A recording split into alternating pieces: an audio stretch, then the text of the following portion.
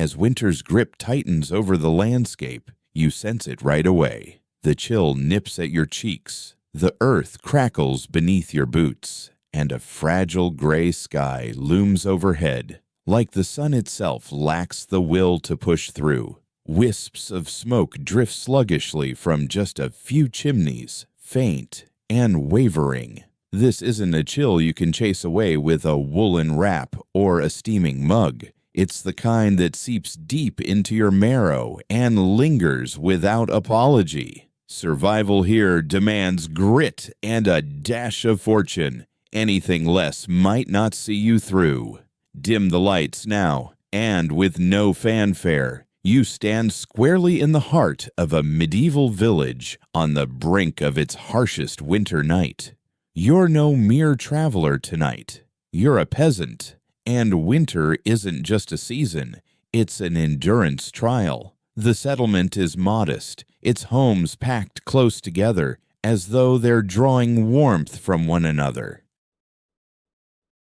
The lanes linking them are stiff with iced-over mud, scarred by wagon wheels that ceased turning long ago.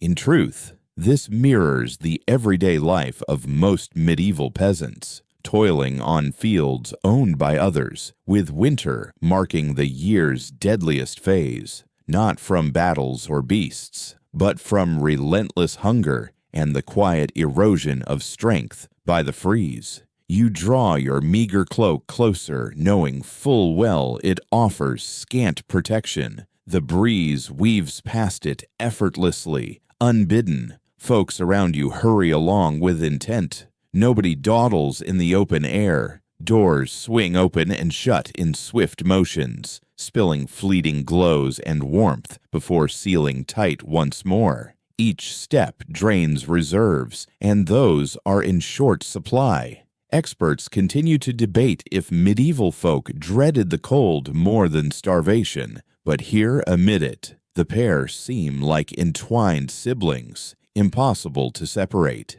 Strolling onward, you observe how silence blankets the village once dusk falls. By daylight, the air hums with livestock lowing, hammers ringing, and shouts echoing over the meadows. But on a winter evening, noise dulls to a hush. Fresh snow, if it comes, muffles everything utterly. Even absent flakes the frost draws all inward. Hounds hunker against the stonework. Fowl are long since penned in. Voices murmur low, conserving every exhale. The gale whispers over the reed roofs, tugging at loose strands, seeking any flaw. Records preserve an odd historical note. People back then often spoke of winter nights as watchful and adversarial, not poetically, but matter-of-factly. Darkness brought dying embers, motionless forms, and stealthy chills that slipped past defenses. Your gaze shifts to the closest dwelling. Its sides are built from wattle, interlaced branches daubed with clay and straw. To eyes from our time, it seems frail, vulnerable to a single forceful blow. Yet it forms the sole barrier shielding a household from the icy void. You near the entrance. It's squat, requiring a bend to pass through, a deliberate choice, as narrower gaps trap heat better. Easing within, the odors assail you first. Haze from the hearth, moist soil, livestock scents, aged timber, familiar to those raised in it, yet overwhelming all the same. Your vision waters a touch while adapting to the faint illumination. Flames flicker centrally, not blazing fiercely, but holding steady with purpose. That's another established truth. Typical peasant cottages centered around an open fire pit, sans flue, with fumes venting through roof vents. It heated the area, dried linens, and blanketed all in grime. The space feels instantly confining. Beams overhead bear down. Walls nudge subtly closer. This design prioritizes function over ease. Compact rooms heat more readily. All are gathered indoors by now. Grown-ups, young ones, perhaps beasts too. Body warmth rivals the fire's output. It's snug to the point of pressing, yet gripes go unspoken. Solitude is an indulgence beyond reach. Nestling by the blaze, you grasp its meticulous tending. Logs aren't tossed in haphazardly, each is weighed thoughtfully. Fuel scarcity plagued winters, with peasants scavenging kindling through the seasons, sometimes courting fines for straying onto the Lord's woods without leave. Academics ponder the rigor of such woodland edicts in outlying hamlets, but the dread of an empty woodpile was palpable. A hearth gone cold before dawn spells more than discomfort. It courts death. Inside, you catch the subtle rhythms, gentle hacks of coughs, snaps from the coals, faint rustles as bodies reposition. Beyond, the gust strengthens, buffeting the frame like a drawn-out sigh. The building counters with its own faint creaks, timbers shrinking, roofing settling. Those noises feel routine, even soothing in a way. A total hush would unsettle you more. Even huddled near the flames, your fingers throb from the chill. You clasp them, sensing the calluses forged from toiling in the soil, drawing buckets from the well. Mending barriers. The season's frost doesn't erase that legacy. It merely tempers its pace. You're struck by another truth. No one anticipates winter's ease. Simply persisting is the aim. Any relief that arises is merely an unexpected gift. It's intriguing how this often catches contemporary audiences off guard, the way folks retired so soon after dusk in those times. Not from idleness, but due to the swift onset of night and the scarcity of firewood. Slumber turned into a vital means of preservation. You ease back a bit, picturing the bedding of straw that lies ahead, prickly and restless, yet holding in heat while elevating you from the icy earth. Scholars continue to debate if commoners in the Middle Ages slumbered in unbroken stretches or paused midway for a spell of calm repose. Regardless, the hours of darkness stretched on, demanding foresight for any coziness hours beforehand. As the blaze dims to a gentle glow, a person tosses in precisely the right amount of logs to sustain it. Nothing extra. Excess is unthinkable. The young ones are drawn nearer, nestled amid the grown-ups. Forms cluster loosely by the fire pit. You observe the effortless way each person arranges themselves, much like creatures huddling by instinct to hoard body heat. No instructions are required. Such instincts come young. Beyond the settlement, obscurity has swallowed everything. No lanterns flicker along the trails. No far-off lights from hamlets. Just inky void, edged by the dim silhouettes of rooftops against the stars. It dawns on you that weathering the harshest evenings isn't reliant on some brilliant stratagem. Rather, it's woven from countless minor decisions, handed down without fanfare, enacted daily. This evening marks merely one in a long series, and you're still just starting out. The embers crackle faintly. The dwelling breathes out heat and wisps of soot. You nestle down, aware that drowsiness will overtake you not from luxury, but because repose is the sole path ahead. You rouse without truly stirring, in that peculiar limbo where frost prods you from slumber prior to your mind sharpening. The flames have ebbed further, not extinguished, but stingy now. The atmosphere bites more keenly, prompting you to curl instinctively toward the closest source of warmth. Silence reigns. No words break it. An implicit pact holds that the dark hours pass in stillness. Dawn will bring chatter back. As your vision clears, you start to truly take in the dwelling, as one might if confined within for endless months. The barriers are irregular, mended where prior frosts exposed flaws, daub blended with reeds, molded by palms, baked brittle, then fixed anew. Far from careless craftsmanship, this reflects deliberate utility, honed over lifetimes by those who knew precisely the labor a barrier demands to weather a brutal term.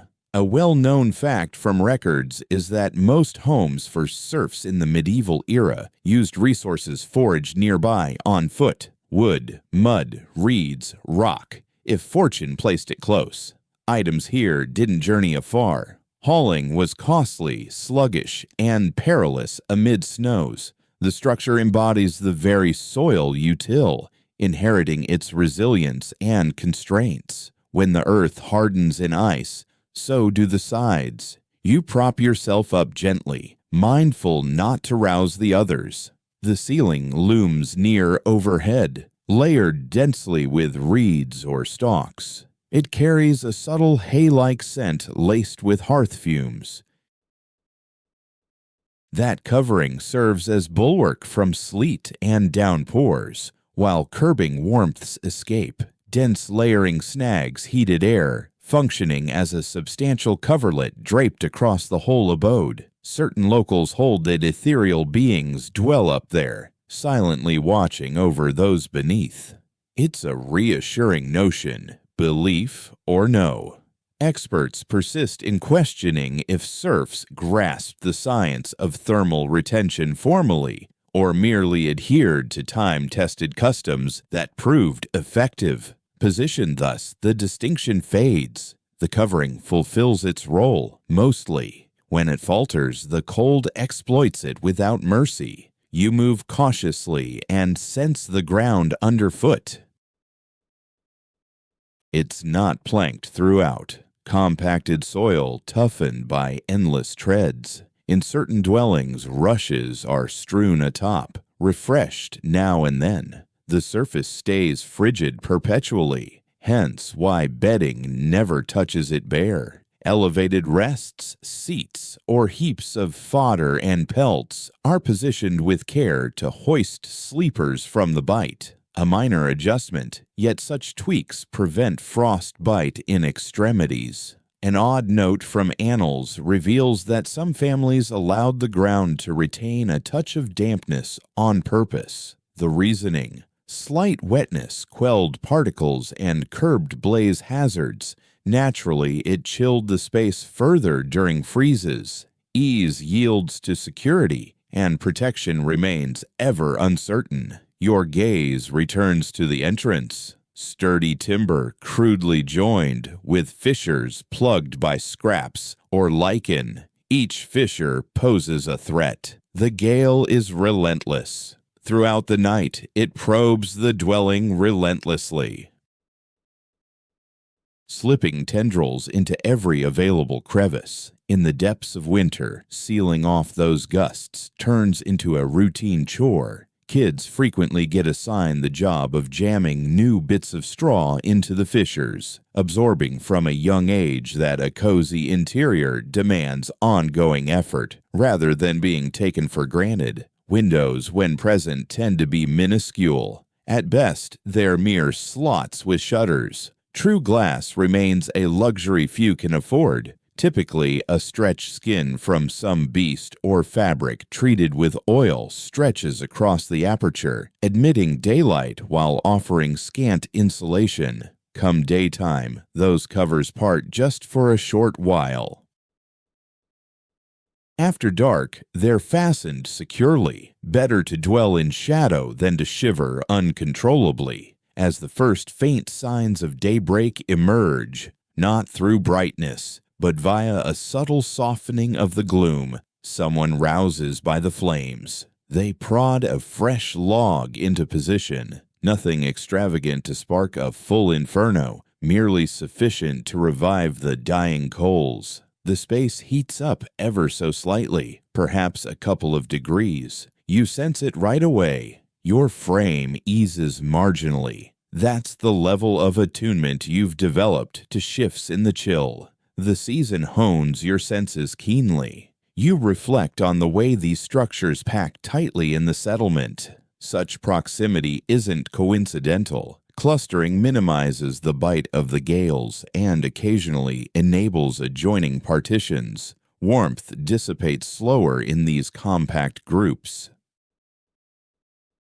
It fosters a sense of the community as one unified entity, inhaling and exhaling in unison, enduring as a collective. Experts persist in discussing if the arrangement of hamlets evolved organically for better heat retention or was intentionally designed that way. Regardless, the benefit stands clear. Beyond the threshold, gusts batter the exterior barriers, yet within these confines their force diminishes. The howling fades to a remote murmur, no longer an urgent peril. The building murmurs gently in reply, like a steadfast ally. You start to rely on it, despite recognizing its potential frailty. Reliance stems from need, not assurance. Daybreak at last unfolds, muted and sparse.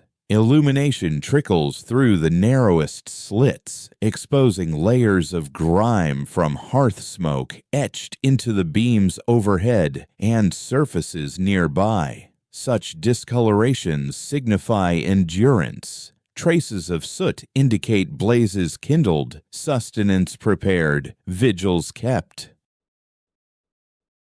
It's a standard note in historical accounts that such soot buildup plagued humble abodes and worsened ongoing breathing ailments. Still, absent the haze and the blaze it signals, no comfort exists whatsoever. Life in this era hinges on constant compromises. Folks now stir with greater ease, loosening rigid muscles, tending to livestock sheltered indoors or right by the entrance. The air hums with subdued chatter. No gripes about the frost surface. Utterances won't alter the weather. Focus shifts to duties ahead. Hauling liquid if it hasn't turned to ice entirely. Readying implements, doling out rations with precision. You venture out for a moment, and the difference hits hard. The freeze clutches at you fiercely.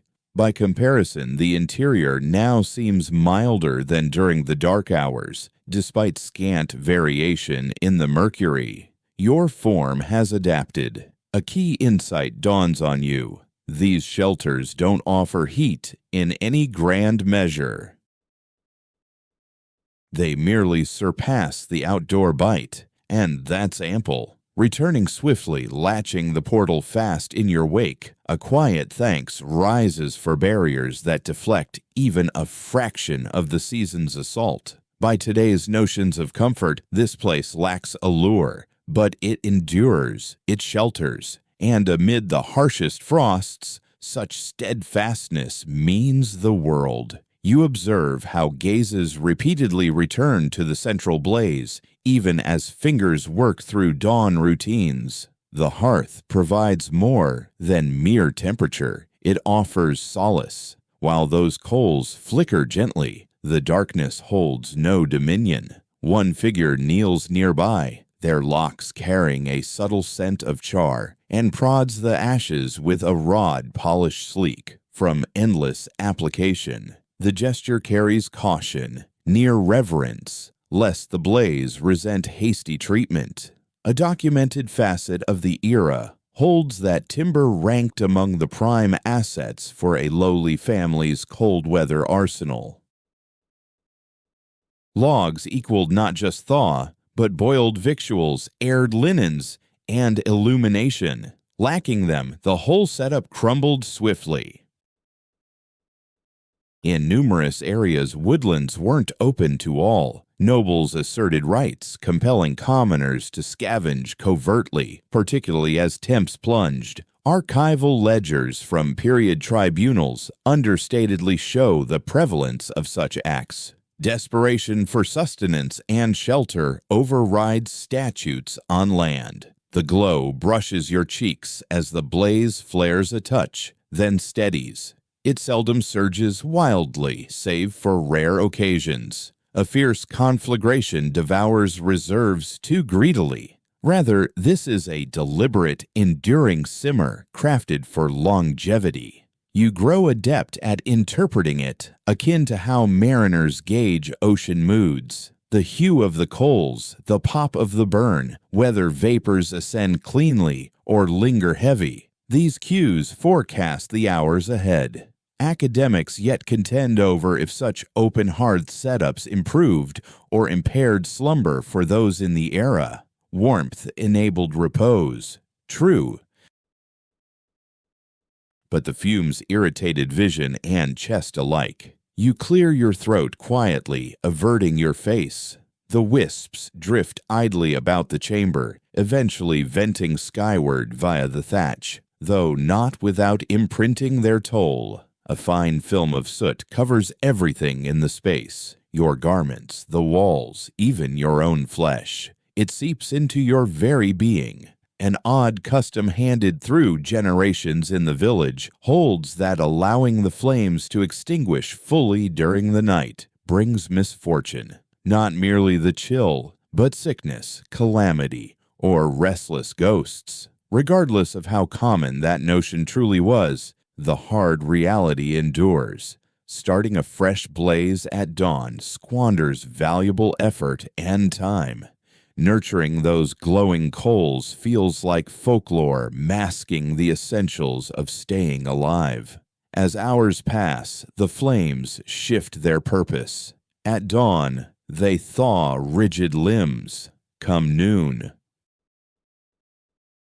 they chase moisture from boots and mantles draped thoughtfully close by. By dusk, they reclaim their central place, pulling the household together once more. Young ones linger by it, pulled by some innate pull. Grown folk stay vigilant, aware of how swiftly a stray ember can spell catastrophe. Homes ignite without mercy. Thatched roofs blaze up in moments. The blaze offers sustenance and snatches it away just as readily. You observe as another tosses in a lump of peat rather than timber. In certain areas, peat served as everyday fuel, harvested from marshes during milder seasons and piled up to cure. It smolders longer than logs, releasing an odor that's soil-like and dense.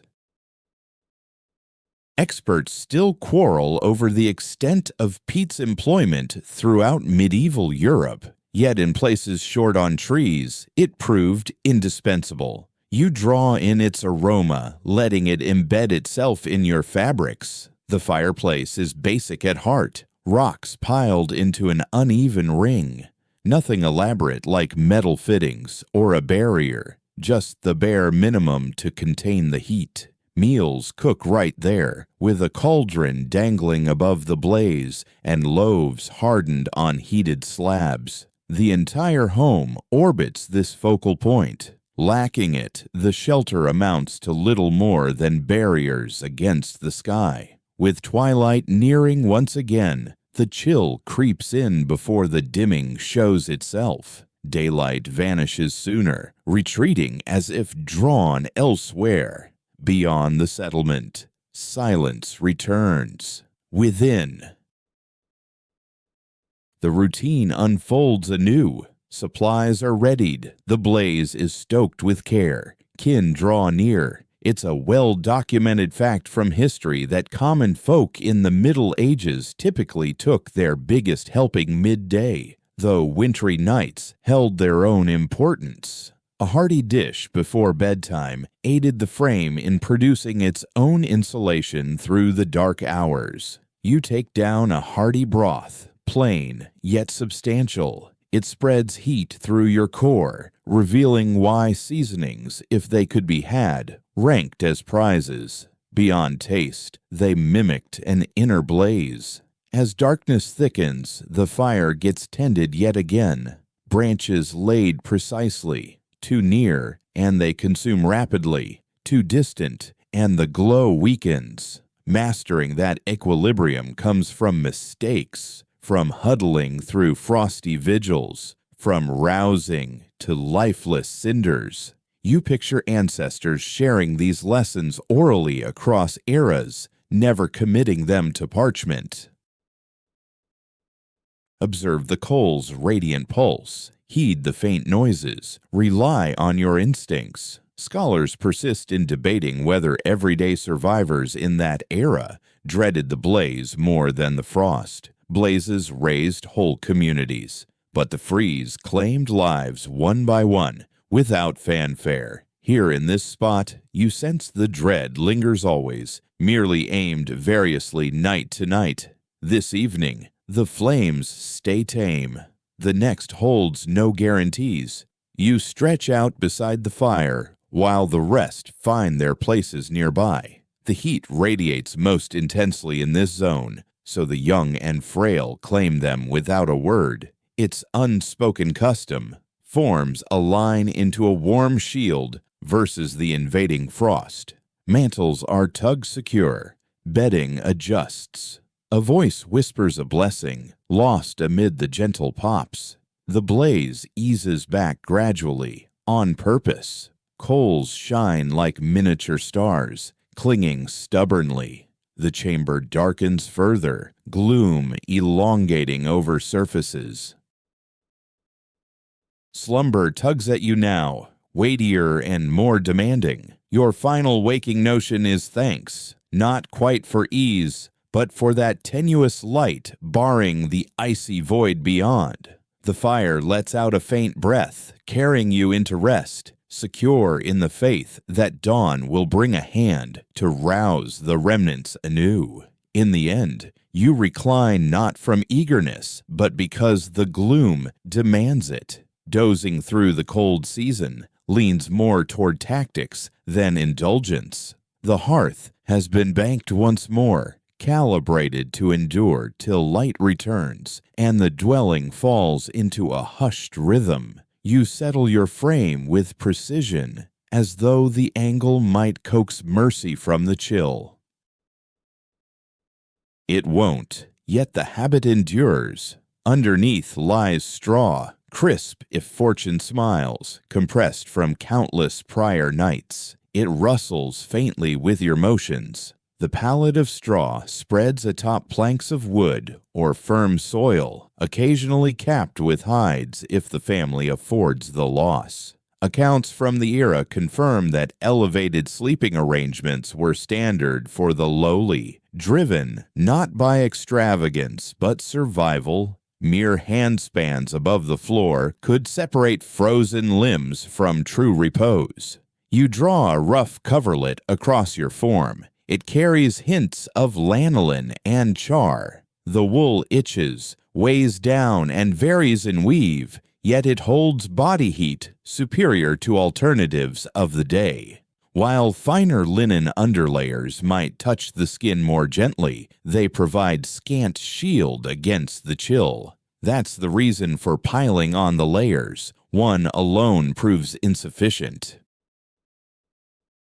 The heaviness bears down on you, holding the body's warmth in tight embrace. An ancient custom whispered down through the ages warns against solitary slumber in the frost. You grasp its wisdom clearly tonight.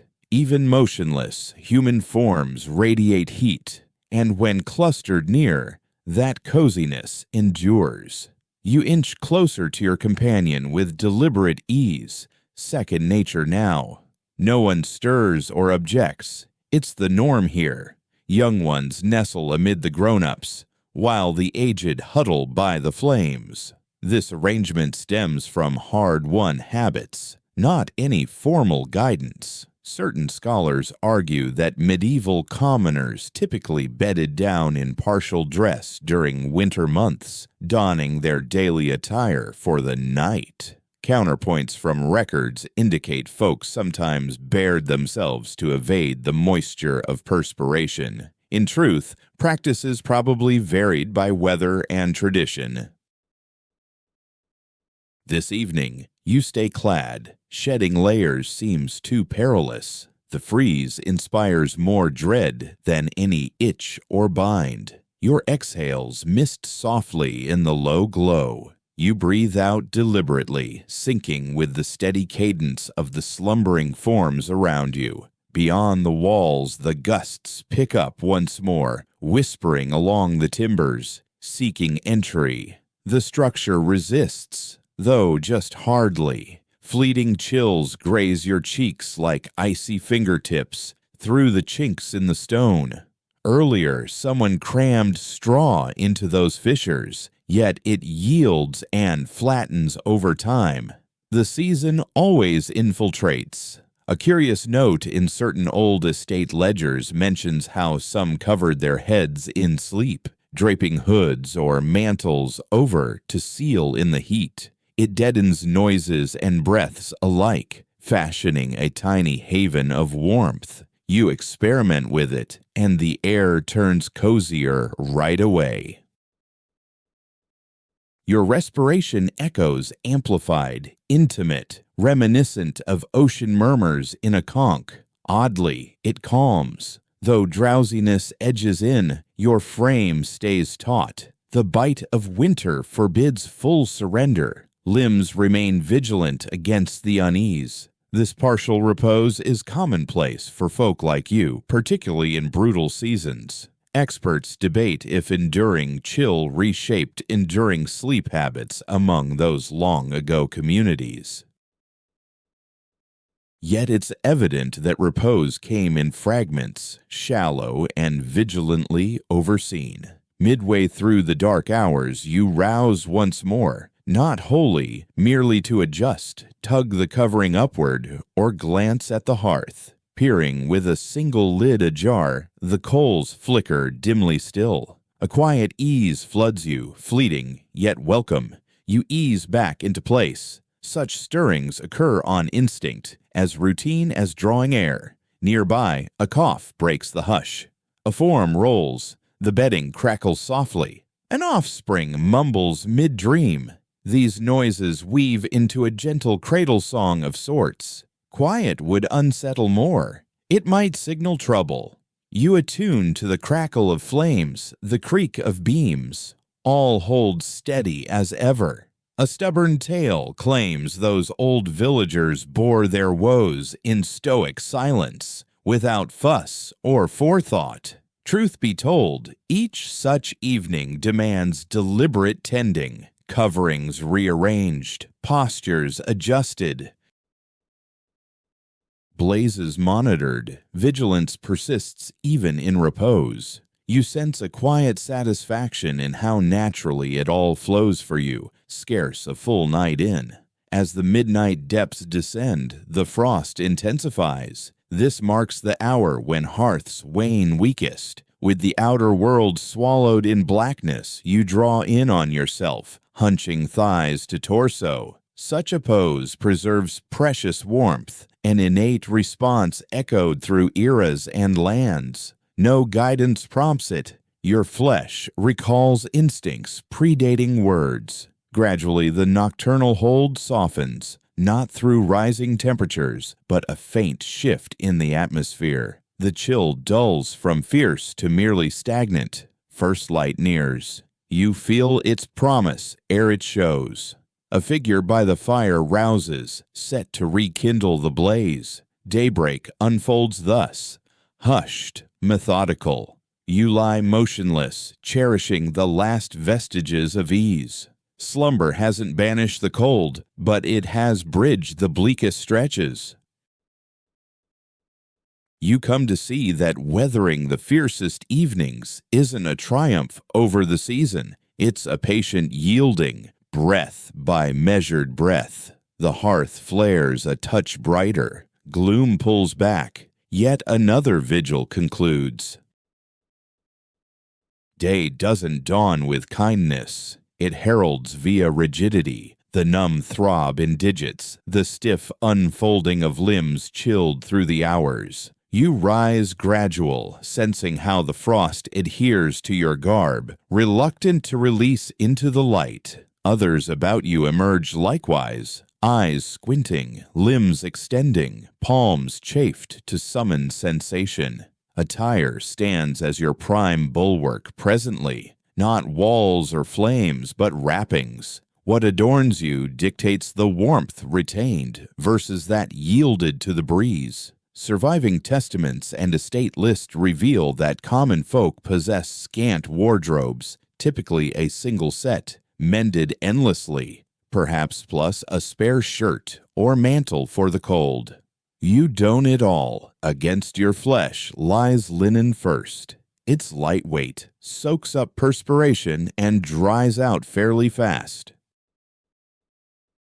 That's crucial since moisture is the real foe. Soggy material draws away body heat more swiftly than chilly winds alone. Next over the linen goes wool, heavy, coarse, and spun inconsistently. The wool's fibers capture pockets of air, keeping heat trapped near your skin even if it's not entirely dry. That's the reason wool ruled medieval wardrobes no matter its itchiness. Survival trumps ease every time. You tug your tunic down, securing it under your belt to seal out gusts. Your hose are sturdy, yet frayed at the knees from endless labor. Tiny rips get mended with scraps of thread on hand back then. Every mend marks yet another harsh season weathered. Experts still argue over whether peasants swapped out clothes often or just kept fixing them forever. But right now, in your spot, buying new seems like an extravagance for the rich. Your mantle caps it all off, ponderous and well known to you. It carries scents of hearth smoke, livestock, and wet soil. Drawn snug, it turns into a portable haven, locking in heat across your chest and back. These outer wraps aren't solely for the open air. Come winter, folks keep them on indoors and even in sleep. They stay with you always. You dwell within their folds. Certain old drawings reveal an odd trait. Hoods that drape far down the shoulders, often with dangling tails. No frills here. They guard the neck and upper spine, spots where warmth flees in a flash. You draw your hood forward at this moment, sensing quick comfort as it halts the icy draft slinking by the stone. Your fingers throb the worst. Mittens are round, sure, but clumsy for chores and not common anyway. So you keep active, chafing your palms, slipping them under your wrap for a bit, or clasping anything heated nearby. Folks in some places thought constant handiwork staved off the freeze, and even if it stemmed from gut feel over book learning, it gets the job done. Venturing out, your wrappings adjust and hug your frame. The frost challenges them right away. Breezes probe for flaws. Cuffs hike up. Openings form at your midsection. You tweak things on autopilot. Your garb demands ongoing attention, cinching, easing, shifting. It's always in flux, never just left alone. Folks used to think medieval commoners wore rags out of ignorance. Really, though, they knew their world inside out. Each pick in material and shape shows that savvy. Wool for insulation, linen to stay clean, muted shades that mask grime and tears, basic patterns that permit motion and stacking, all of it deliberate. Certain scholars stress how local variations played a big role. Up in icy northern lands, pieces were bulkier, occasionally fur-trimmed if you could get it. Down south, where it's gentler, outfits were slimmer, but still thoughtfully layered. Your own getup mirrors the surroundings you know. It's crafted from nearby wool, homegrown flax, and the prevailing chill. You spot kids bundled like grown-ups, only pint-sized.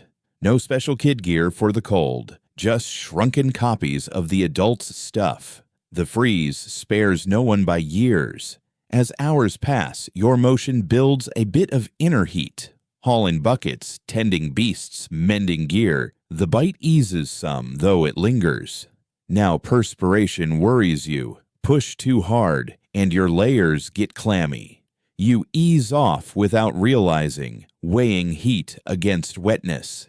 Kids pick up this rhythm young. Stir enough to thaw out, but not enough to drench everything.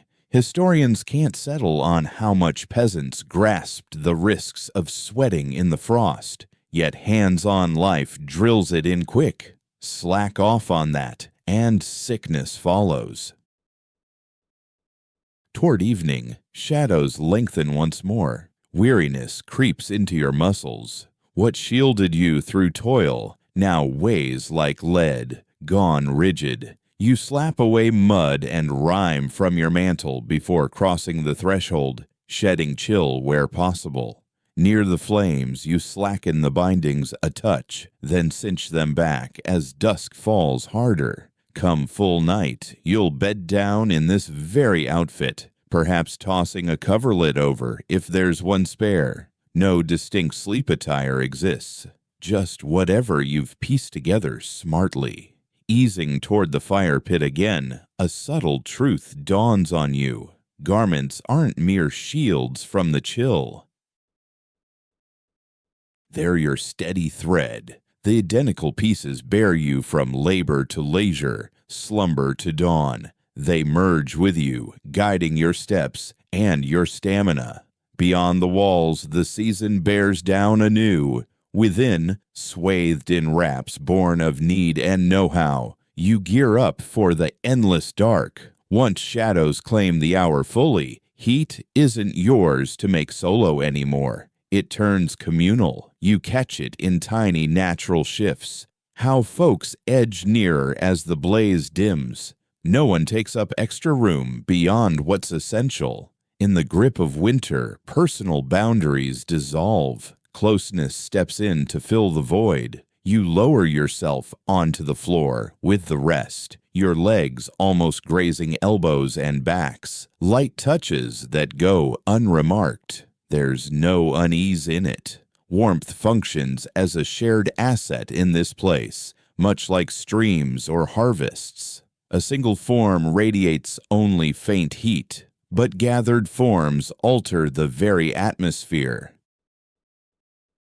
The area grows thicker, more yielding, as though the chill struggles to penetrate. Historical ledgers from homes and settlements indicate that folks in the Middle Ages often bedded down multiple to a pallet, or no farther than an arm's length apart. They didn't see it as a burden. It was just sensible. Solitary rest squanders energy. Collective rest preserves it. The heat from your neighbor reaches you right away. It filters gradually through the fabric of your garments, persistent and even.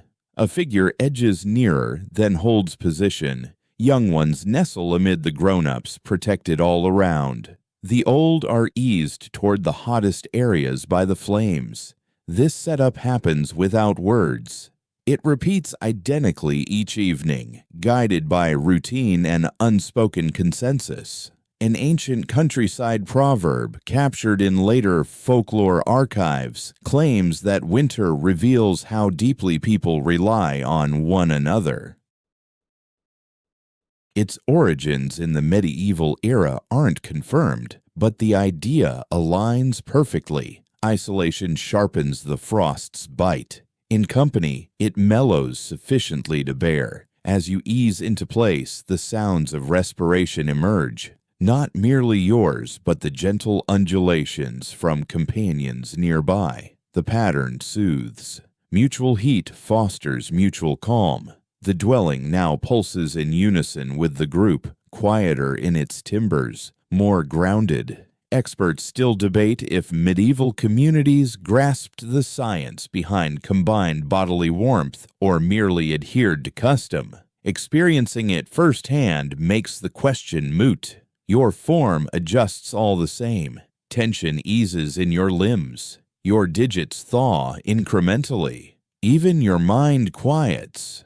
An obscure reference in monastery criticisms of rural ways highlights unease with blended sleeping setups, particularly in the cold season. Clerics fretted over lures to sin and indecency. Still, those writings frequently concede that the frieze allowed scant options. Staying alive trumped principles, above all when the mercury plunged far under the ice point.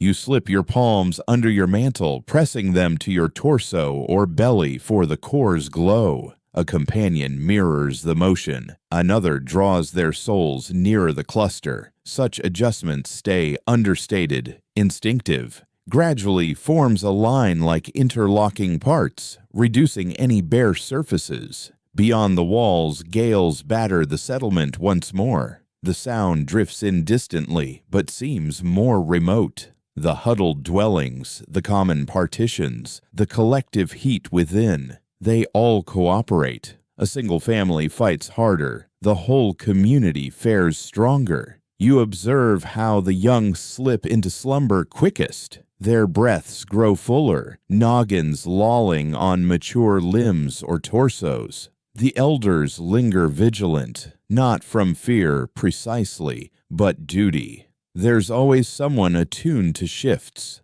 A fierce blast, a flicker in the blaze, a hack that varies from the norm. A curious entry in post-medieval health treatises posits that huddling with others helped regulate inner fluids in winter, warding off too much chill and aridity. The concept's antiquated now, yet the method proves effective. You shiver less than when isolated. Before long, you inch nearer unthinkingly. An arm serves as a rest. A wrap drapes over another. Warmth concentrates at the cluster's heart.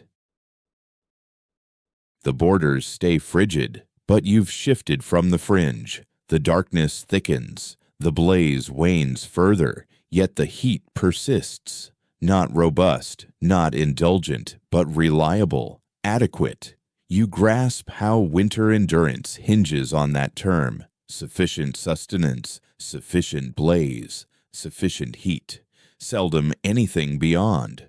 A stir from another pulls you awake momentarily, then you relax back. The break fades quickly. Group rest is shallower, yet more secure. Multiple gazes, multiple senses. Trouble arises, and detection follows. When the frost peaks in intensity, you fold in a touch, echoing the circle. The assembly draws inward naturally. Energy stays trapped. Breaths deepen. The shelter contracts but gains security. At last, the freeze relents a fraction. Not true heat, but reduced menace. First light approaches.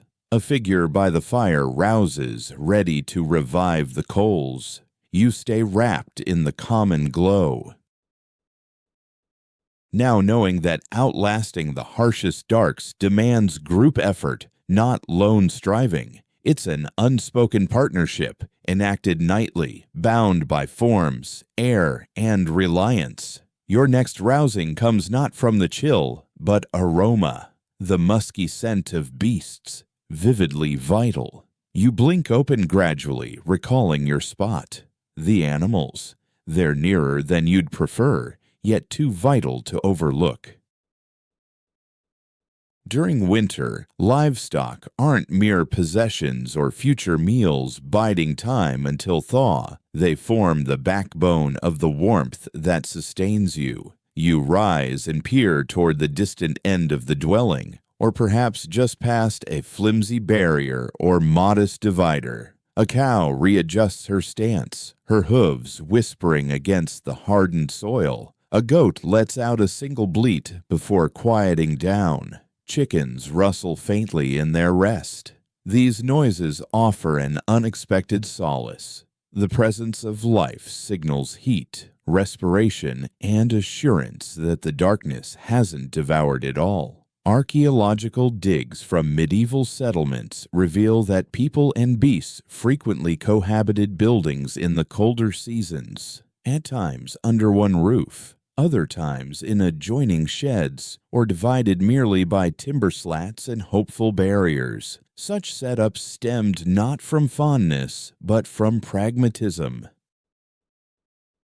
Beasts produce steady body heat, which radiates to adjacent areas, raising the chill just sufficiently to count. You sense it presently, the faint shift in the atmosphere by the creatures. a touch milder, a bit denser. The odor is potent, yet routine. Manure mingled with damp fur. It permeates all, yourself included. Notions of hygiene differ in this era. Survival's priority eclipses it without fail. Contemporary views often depict medieval commoners shunning proximity to animals in disgust. But records of countryside existence paint a contrasting picture. Beasts were vigilantly monitored, relied on heavily, and endured indoors for their multifaceted worth. Dairy, fertilizer, draft power, and during freezes, their thermal output. You take the aroma of a bovine over a silent chill any day. You edge nearer, mindful not to unsettle them. At night, creatures remain more placid, hoarding vitality much as humans do. A cow releases a languid breath, its misty plume emerging and dissipating. You extend your palms for a moment, absorbing the fleeting coziness on your skin before tucking them back beneath your mantle. It borders on indulgence. Certain medieval writers decried the perils to well-being from such intimate quarters with animals. They attributed diseases to tainted vapors, and their concerns weren't wholly unfounded. Still, the other option proved graver. Unprotected from frost, enfeebled forms fell prey to ailments far swifter. Faced with chill versus odor, the decision was clear-cut. A curious entry in select countryside levy documents observes, quote, _0_. This implies that although warmth invited their inclusion, limits on disruption remained crucial. Proximity without ruin, equilibrium, ever the key. As daybreak nears, the beasts rouse ahead of the folk. They detect the paling sky sooner, maybe, or adhere to innate cycles. A cow repositions herself. A goat paws the ground. Chickens start to shift about. Their stirring amplifies the heat subtly, akin to easing a control upward a fraction. It registers in your foot soles. You've heard tales from some hamlets claiming livestock forebode severe conditions prior to people. Uneasy agitation in the herd served as harbinger for impending gales or deeper frosts. If this lore carried real foresight is debatable, yet it sharpened vigilance. You observe them intently now, interpreting their actions as yet another omen of the skies. As the household stirs completely, a figure sets to caring for the animals first. Fodder gets redistributed, troughs inspected for frost. These duties precede all others. Livestock represent capital, and winter tolls can cripple. You perceive the gravity in each gesture. Nothing here is offhand. Scholars studying death rates by season in medieval farming societies frequently highlight how beast endurance mirrored that of humans. Mass die-offs in herds preceded human declines. Diminished provisions, reduced toil, depleted insulation. Safeguarding animals past the solstice wasn't discretionary, it was imperative. You assist wherever possible, proceeding deliberately to preserve your own energy. The creatures tolerate you as routine and anticipated. You idly stroke a goat's ear, earning a momentary wary glance before she eases. Such interactions are everyday, unexceptional. Solace resides in the habitual. Beyond the walls, rhyme sheathes the world in hushed pallor.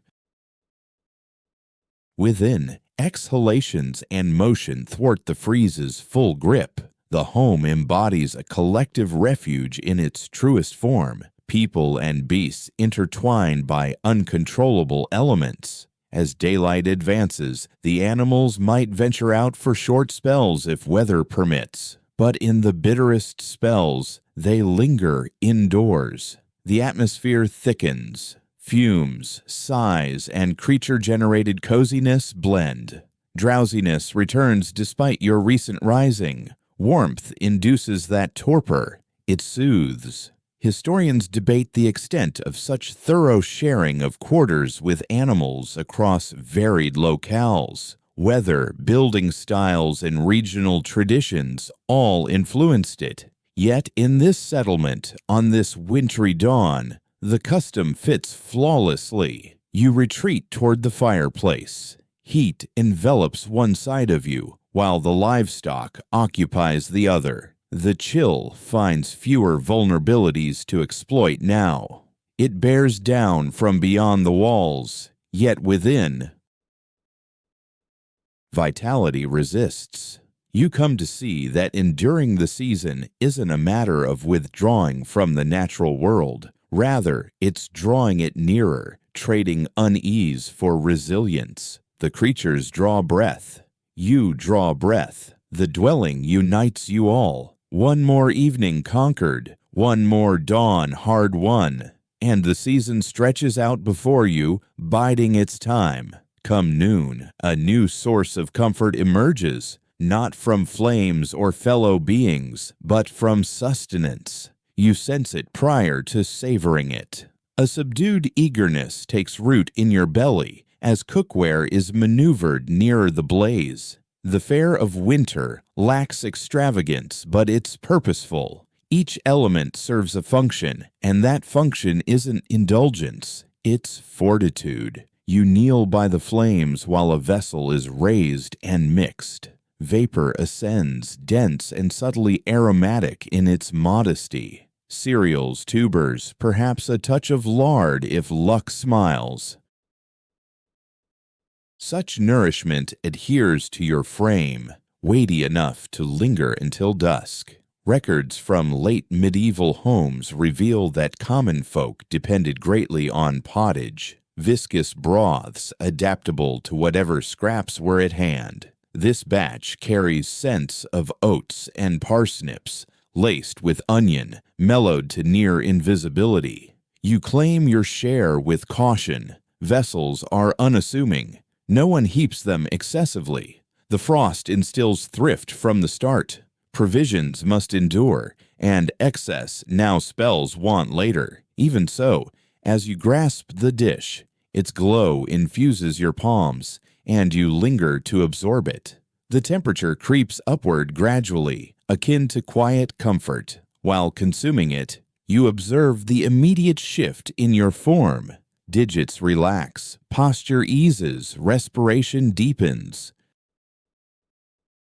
This isn't fancy. Processing nourishment produces warmth, a truth medieval folk grasped intuitively, sans scientific knowledge. Harsh evenings required satiated bellies. That's why suppers, though lighter than noontime ones, held value in the cold. Certain experts propose that rural dwellers stuck to heated dishes nearly always in frosty times, shunning chilled remnants where feasible. If this stemmed from intent or routine remains debatable, but in this spot, you'd never opt for anything cool. Comfort needs to dwell within. Now, a minor yet intriguing aspect recorded in sparse local traditions. When spices could be had, they were thought to kindle bodily warmth past their mere heat. Pepper, mustard, garlic. Far from mere seasonings, they acted as inner blazes, stirring fervor from the core.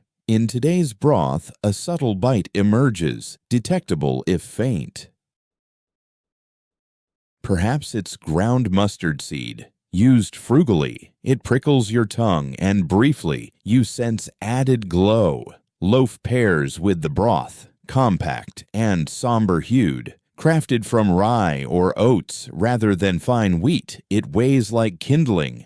You masticate deliberately, relishing its sturdiness. Such loaves resist breaking apart readily. They persist. That's their essence. Studies of ancient dental fossils highlight heavy abrasion, a mute proof of daily grit in meals. Still, those relics frequently show steady energy levels for commoners. In typical seasons, at least. The cold didn't invariably bring famine. It called for prudent oversight. You see the young served before others, followed by the aged, then the rest. This sequence goes unvoiced. It's just observed. When grease or flesh appears, it's apportioned with care. A sliver of bacon rind dissolves into the mix, vanishing fully, though its vigor endures. In the chill, fats are treasured. They smolder evenly in the flesh, as in the vessel. As dishes clear, you curb the impulse to hunt remnants. Additional helpings may come, or they may not. Want is a companion you endure, not eradicate. You sip the lingering fluid from your bowl, cherishing the final traces of heat. The blaze pops gently, as if in accord. Beyond, the light wanes swiftly once more. Frosty days prove short and stern. You sense time pressing in your frame. This intake must sustain through spans of freeze and repose. You stir little thereafter, hoarding vigor, permitting the gut's subtle labor. Experts have long contested the frequency of genuine energy shortfalls for medieval rural folk in winter. Some claim scarcity was routine and relentless. Others cite signs of reliable nourishment in various areas, disrupted solely by crop failures or strife. Here in your seat, reality seems layered. You're not sated by today's standards, but you're upheld. With dusk nearing, the blaze is tended once more, and the vessel repositioned. Remainders, should they exist, get shielded and stored. Waste has no place. Odds and ends will nourish, again come morn, reheated, renewed. In the depths of winter, provisions never truly conclude. It merely shifts its state. Your frame now weighs down with a comforting heat, not quite drowsy, yet at ease. The supper has fulfilled its purpose. You're better prepared for the encroaching darkness. This isn't hopefulness, it's readiness. Prior to bedding down, somebody extends one last morsel, maybe a piece of bread soaked in the remnants of soup. Not all accept it, yet you do. There's no disgrace in embracing offered comfort. The season punishes arrogance as you recline against the stone, belly content with palms folded within your mantle. A subtle truth dawns on you. Enduring the harshest evenings goes beyond mere roof or blaze. It involves nourishing the flesh to sustain itself. Each ladleful counts. Darkness engulfs the space entirely. Flames dim further. Beyond the walls, the settlement falls hushed. Within, sustained by communal sustenance and prudent foresight, you ready for rest, assured that at least this evening, appetite won't rouse you.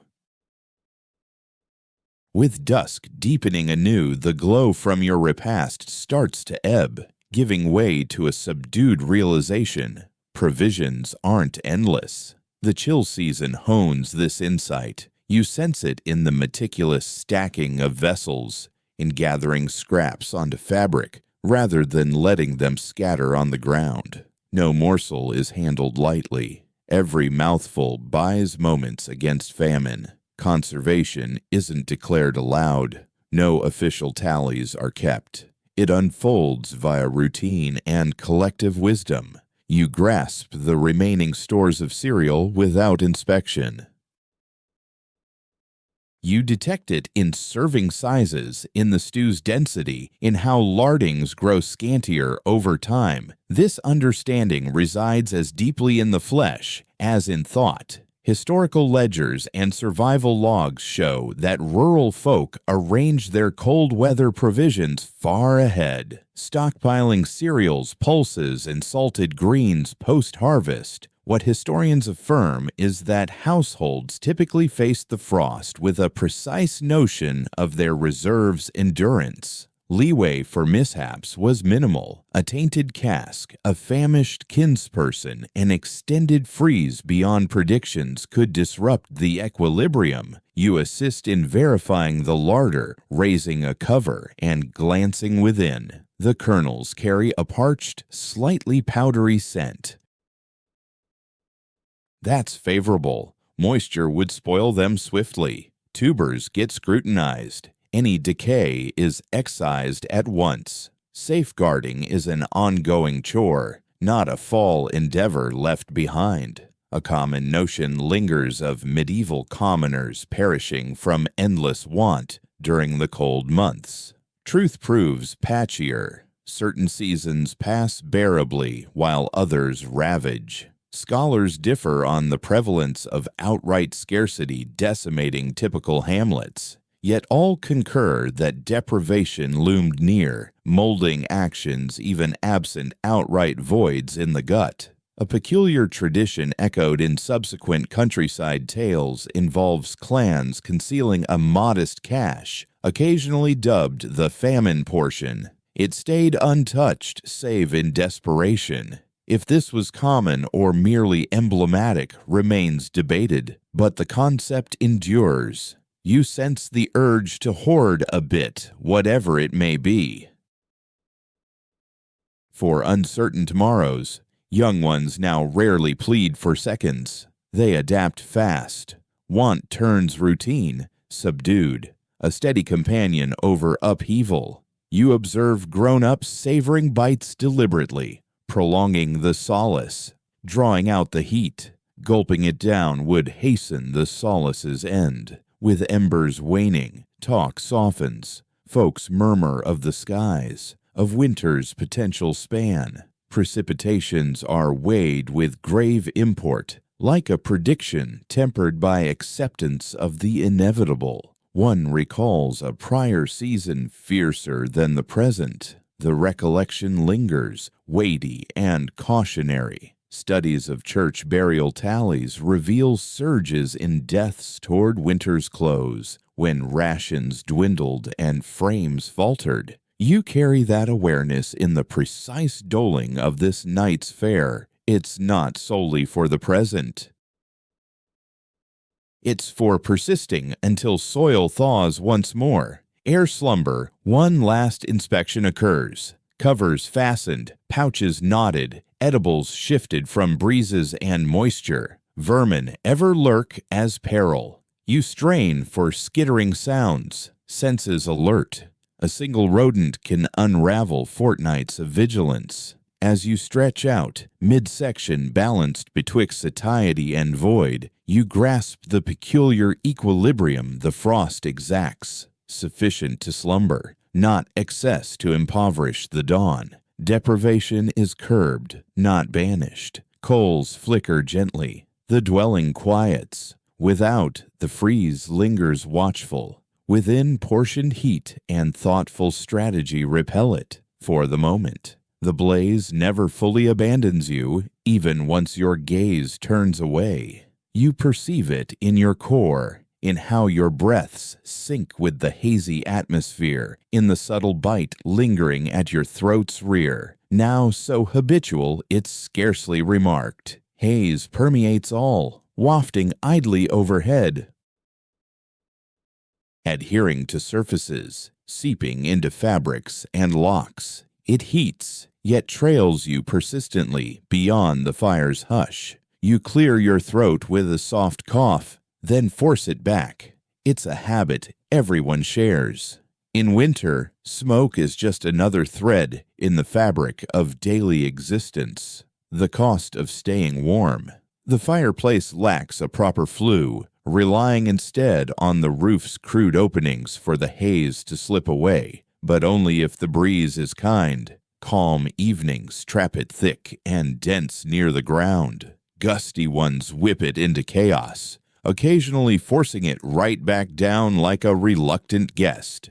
Traces unearthed in old dwellings reveal heavy coatings of soot accumulated over decades, staining both the beams and the roofing straw. Far from laziness, this buildup testifies to endurance. Flames roared ceaselessly every day, and the fumes had no refined path to freedom.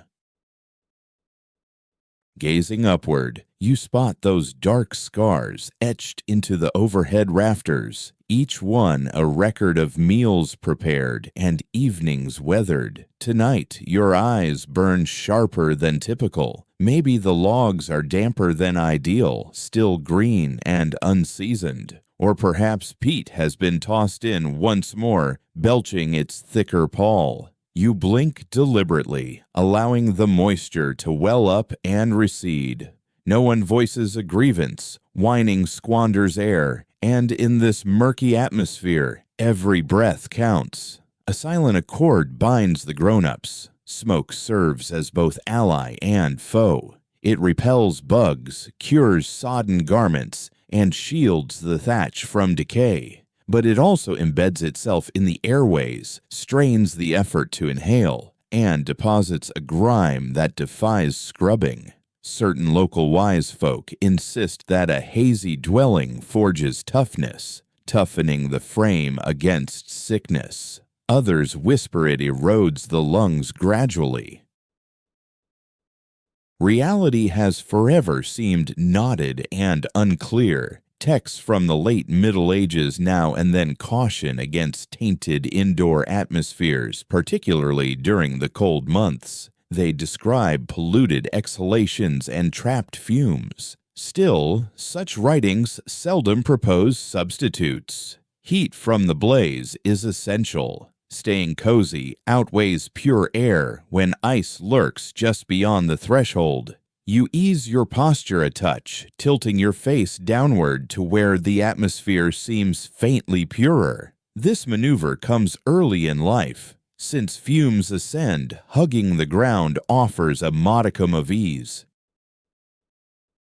Kids linger low, not merely to bask in the hearth's radiance, but for simpler respiration. You sense how automatic it has grown, your form adapting on its own. A peculiar phrase echoed in some countryside proverbs hints that folks thought haze toughened the soul like the flesh. A sooty interior signaled a bustling haven of labor and coziness, not sloth. Fresh breezes evoked the open, the chill, the vulnerability. Within walls, fumes connoted protection despite the bite. As darkness thickens, fuel is added with care. Every fresh load unleashes a billow of vapor, unfurling lazily. You observe its languid dance, glinting in the flicker, before dissolving into gloom. The space turns misty, as if reality's borders have blurred. Noises dull a bit. Even your mind drifts more leisurely. Scholars examining ancient breathing woes frequently cite bone records revealing ongoing pulmonary strain. Nevertheless, those very skeletons often reveal spans of years respectable for the era. It points to a bargain folks embraced, wittingly or otherwise. Inhale the haze, savor the toasty shelter, shun it, and shiver. You draw a measured inhale via your nostrils, then repeat. The aroma is so ingrained it scarcely strikes as offensive now. This is the season's right. This is belonging. You draw your mantle tighter, fashioning a modest haven of fresher, snugger air. Your companions mimic the motion, curling into themselves, crafting private refuges amid the common refuge. Beyond, gales tug at the eaves, urging the vapors upward briefly. The chamber lightens a fraction sufficient to register the shift. A voice utters quiet contentment, blending exhale and chuckle. Solace arrives in such tiny measures. For a fleeting moment, you ponder how those yet unborn might view this existence. The haze, the proximity, the endless bartering with unease. It could seem wretched at a glance. But reclining here, sufficiently thawed amid fellow breathers, a deeper steadiness emerges, resilience, intimacy, solace born not of luxury, but of adequacy. As drowsiness reclaims you, your inhales shorten, languish. Fumes hover overhead, innocuous. Woven into the roof of your reality, The blaze ebbs to coals shimmering dimly through the veil. The dwelling sighs. Another evening advances, enfolded in ash and heat. You surrender to it, chest included, aware dawn will demand fresh adaptations, fresh concessions. For the present, the atmosphere cradles the blaze, sustains life, while winter bides beyond in its proper place. When the flames dwindle to their softest shimmer, you grow sharply mindful of the atmosphere proper. Not the haze this round, but how the frost creeps inward, sly and unrelenting like a seep, probing fissures in the masonry. It nips at your feet initial, then encircles your back, invading slits too fine for easy sight. The season endures. It never hurries. It bides its time for errors. During the day's earlier hours, you observe a person working steadily along the interior walls, stuffing new straw into tight crevices, spreading mud across weathered gaps, and smoothing it down with skilled motions. This isn't mere idleness. Sealing out drafts proves as crucial as tending the flames. A mere sliver of space can unravel an entire afternoon's efforts to build heat. Archaeological traces from medieval dwellings frequently reveal multiple coatings of mud layered over one another, with straw woven into daub time and again. These accumulations whisper tales of winters gone by, each adding its subtle imprint. Walls weren't erected once and then ignored. They demanded ongoing attention, particularly when frigid conditions revealed their flaws. You edge nearer to the wall at this moment and sense the contrast in spots where the fixes were solid. The atmosphere there remains somewhat gentler on the skin. Elsewhere, a subtle chill grazes you. You pull your cloak more snugly around yourself, naturally barricading against the intrusion. All inhabitants grow adept at sensing these unseen flows. You recognize the corners to steer clear of, the seats that hold on to heat, the areas by the entrance that always feel off. Entrances pose a special challenge. They swing open and shut repeatedly, allowing the chill to barge in like an uninvited intruder. Sturdy timber panels offer some aid, yet timber contracts in the cold, creating separations from the surrounding structure. As a remedy, rags, moss, and bits of leftover fabric are crammed into those spaces, refreshed whenever they slip free. It appears messy, yet it serves its purpose. Scattered records from local hamlets note a common practice of draping dense fabrics or extra garments across doorways come evening. This additional barrier cushions the impact when gusts jostle the entry. You spot one in place here, shadowy and threadbare, carrying a hint of moist fleece. It flutters gently as a breeze glides by, fulfilling its subtle role. Windows draw even greater wariness. Portals designed for daylight become vulnerabilities after dusk. Barriers are secured firmly well ahead of twilight. In certain households, taut hides from beasts are fitted over the frames, treated with grease to repel gusts while permitting daytime glow. This evening, they remain concealed, shadows favored over the frieze. The home's very layout aids the effort. Ceilings kept low capture the heat. Compact chambers minimize the amount of air requiring warmth.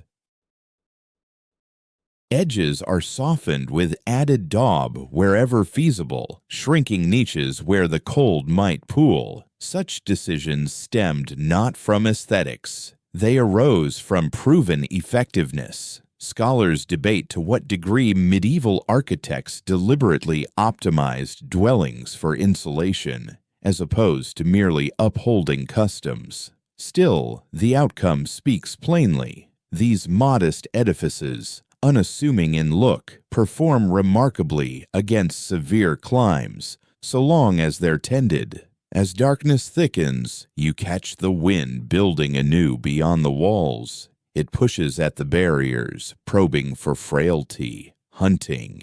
Within, the dwelling responds with gentle creaks and sighs, rooting itself firm. The noise feels strangely comforting. A structure that voices itself endures. You lay your hand on the wall close to where the straw was inserted before. It registers chilly, yet not icy. The frost advances sluggishly, its edge blunted. That's the best one can hope for. Total comfort is an illusion. Postponing the chill marks success. A figure rises soundlessly to inspect the entrance, tweaking the draped fabric, prodding a wad of scraps back into position. This unfolds wordlessly, akin to settling covers over a dozing young one. Vigilance persists through the season. You can relax only thanks to those who remain watchful. Certain old manuals on construction hint at an overlooked custom. Households reshuffling their setups with the seasons, shifting stools and rest areas from breezy zones upon winter's onset. You grasp now the reason the space seems altered from milder times. All has been drawn toward the most secure core. As you ease back down, vulnerability fades. The freeze lingers, insistent, but its roots inward dwindle. The surrounding atmosphere steadies, its agitation quelled. Your breaths deepen, tension easing slightly in your frame. Beyond, ice coats the earth more densely. Here, coatings of earth, thatch, textiles, and diligence form the bulwark. You see clearly that heat isn't merely kindled, it's guarded. Slumber arrives smoother this night, not from the chill's absence, but from its control. You fade into rest amid the gust's waning eagerness, thwarted by fortifications that yield nothing. Darkness swells, bringing a shifted sense of vigilance. The outer realm hushes in a manner that seems intentional, as though noise too has been locked in frost. Indoors, each minor sound sharpens. A branch crackles in the blaze. Thatch whispers under a subtle movement. Timber snaps softly as the mercury falls. You attend these without effort. The season hones your hearing. External noises thin out, yet cut keener. Breezes weave through leafless limbs, yielding a deep, empty murmur. Off in the far, some creature calls. Short and troubled, then silence. You picture wolves prowling the distant field boundaries, stepping with caution to preserve their strength, much as you're doing yourself. They're seldom an immediate peril, yet their nearness lingers in the air. It underscores how winter parries existence to its barest necessities. Within the dwelling, noises arise more frequently. The ceiling creaks gently. A timber shifts. Such sounds don't unsettle you. They're routine, even reassuring in their way. A hushed home would trouble you far more. It might imply trouble brewing, that the building has surrendered to the chill and now merely endures. You stay motionless, bundled in coverings, observing how these noises merge into one another. The fire's dying sparks form a steady pulse. Breath rises and falls nearby. The breeze outside even falls into a regular cadence. Rest comes more readily when surroundings seem reliable, no matter their severity. Accounts of medieval winter evenings typically emphasize hearing over vision. Night fell utterly black, yet ears stayed alert. Folks grew adept at distinguishing everyday racket from peril. Roof branches brushing by, harmless. An abrupt, solid thump, that could signal falling snow, or something graver. You've started sorting these noises instinctively. A minor, often ignored note in certain old village edicts reveals that guardians instructed young ones in evening devotions not just for solace of the soul, but to soothe them into keen listening. Frenzy dulled the senses to true hazards. Composed, acute focus was key. You murmur those well-known phrases softly now, barely audible, sufficient to steady your mind. Whether they shield you truly or not, they ease your inhalations. The frost deepens toward the night's core. It nips first at your toes, then your fingers. You draw them nearer your center, rearranging quilts half-consciously. Another body mirrors the motion. Figures reposition, sharing heat anew. No grievances are voiced.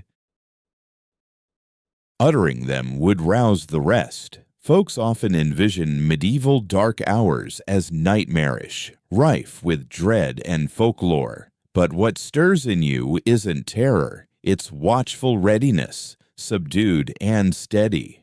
You rely on the shelter. You rely on those beside you. You rely that if real mishap strikes, it'll be spotted. Experts examining medieval household routines frequently highlight how tales helped tame evening unease. Narratives shared in the hearth's gleam stuck in the psyche, offering known trails for the mind to trace. As shadows closed in, you summon bits of those yarns now, partly recalled, partly made up. They let your musings roam in security. Beyond the walls, flakes start drifting down. Sightless, you detect the shift. The gusts hush. Noises muffle. The landscape pulls a dense cover over its form. That's a blessing. Fresh powder shields. It guards the dormant fields under the earth. It hushes the gloom. You unwind slightly, aware the bite of frost will soften under new snowfall. Within, the blaze sighs softly. Coals pulse bright, then dim. Bright, then dim. The gleam scarcely touches the boundaries anymore, yet it suffices. Pitch black would weigh more oppressively. This subtle shine grounds you, cueing your position. You rouse momentarily as the little one mumbles in dreams. A grown-up extends an arm, lids shut, placing a palm on the tiny frame till the murmur dies. The action flows without thought, honed by habit. Solace flows wordlessly. Today's historians debate the depth of sleep in medieval winter darks. Clues hint at repeated arousals. Others suggest deep slumbers after warmth and security took hold. Here in your spot, it's a middle ground. You submerge, emerge, submerge once more. Slumber rolls in like tides. With time, the outdoor racket evolves anew. Breezes strengthen, then slacken. Snow drifts steadily, then halts. Indoors, stability holds firm. Such reliability fosters true repose. Extravagance isn't required. Dependability is. As daybreak nears, the home falls even stiller. The gusts appear to pause in anticipation. The chill persists, but seems milder, more accepting. You perceive first light drawing close before its glow, an intangible alteration in the atmosphere, a new texture to the quiet. A figure by the fire bestirs, readying for full alertness. You hold position, relishing night's final instants. The audio cues that gripped you earlier now recede, less pressing.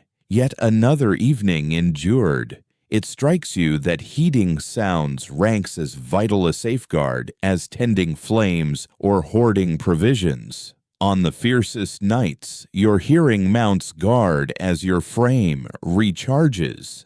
And this time it served faithfully. Day heralds activity, and activity invites peril. Frost doesn't relent simply because daylight creeps in. If anything, winter dawns pose greater threats than the dark. Limbs grow rigid, respiration sluggish and edged. Sickness thrives in these stretches. You sense it upon stirring. A weight in your torso, a drag in your frame, Absent the day prior, a nearby hack echoes, not forceful, not theatrical, merely a raspy note swiftly stifled. No remarks follow.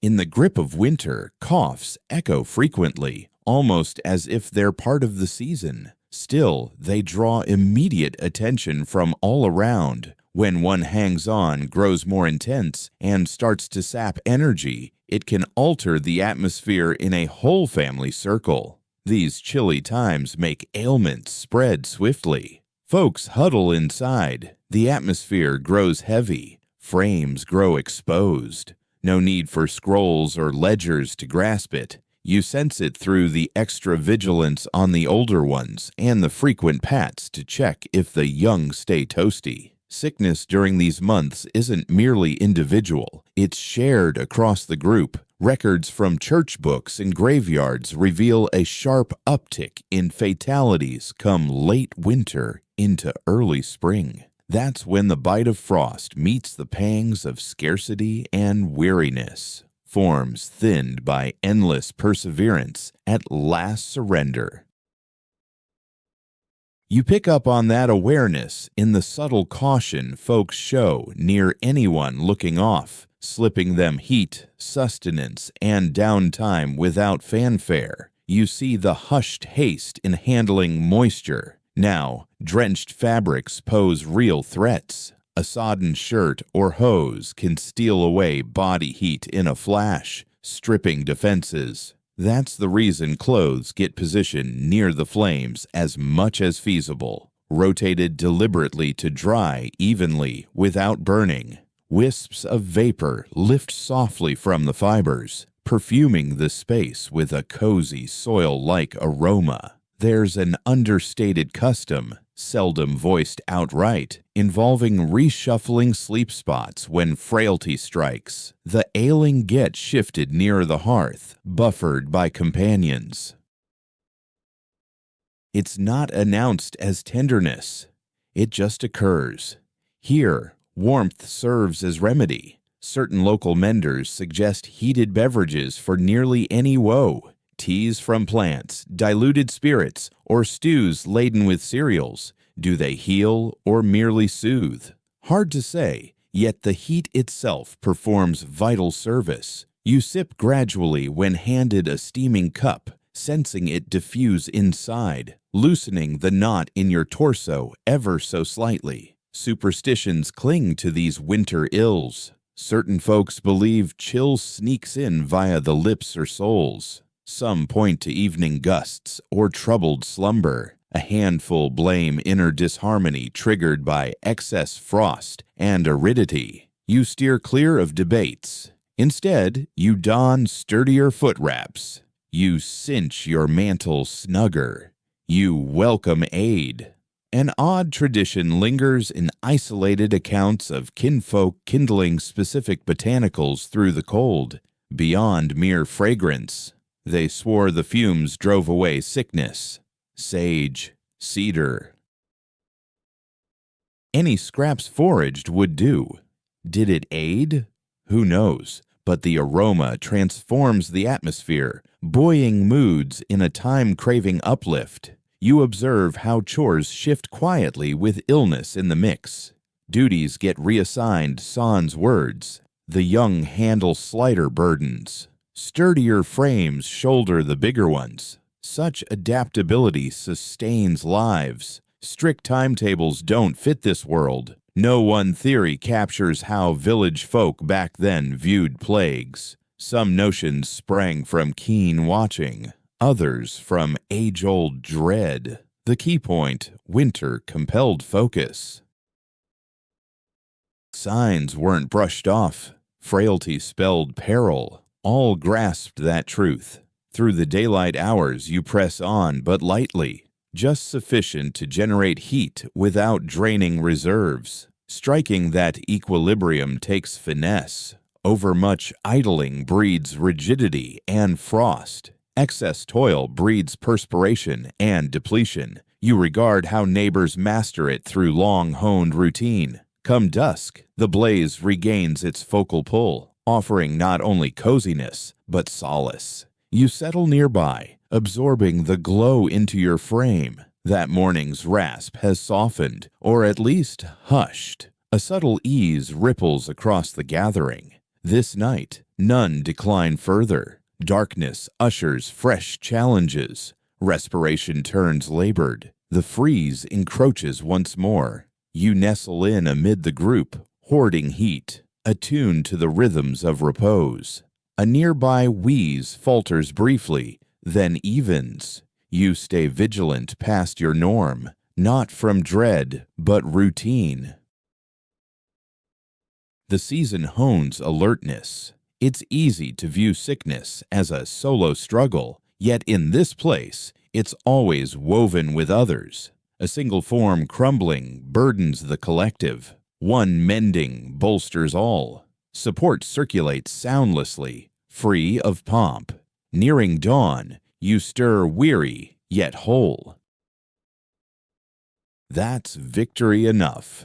One more evening endured sans casualty. A fresh morn dawns with figures upright. You come to see that weathering the fiercest darks demands more than fire and fare. It hinges on heeding minor shifts, a hack, a falter, a hush, where bustle belongs. The cold insists on vigilance, and those who heed it fare best toward bloom time. As twilight deepens once more, the chill carries a subtler, weightier burden than mere ice. When palms lie still and embers dim, thoughts drift. These long evenings leave ample room for unease to swell, unless checked.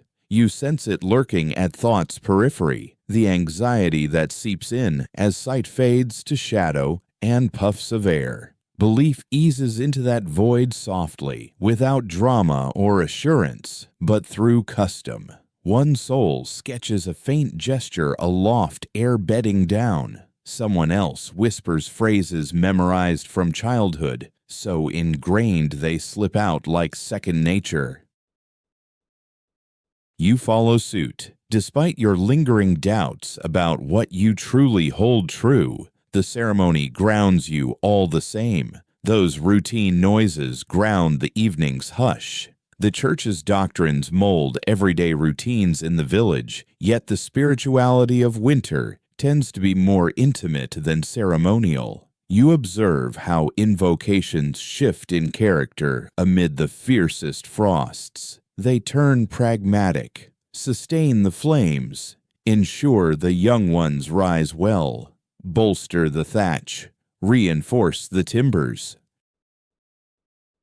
Such pleas lack grandeur. They're pressing and vital. Ancient homilies from that era routinely cautioned against unseen perils that preyed on souls during the long nights, when solitude and gloom left folks exposed. Still, those very addresses recognized dread as an ordinary response to the chill, to scarcity, to the peril of not enduring.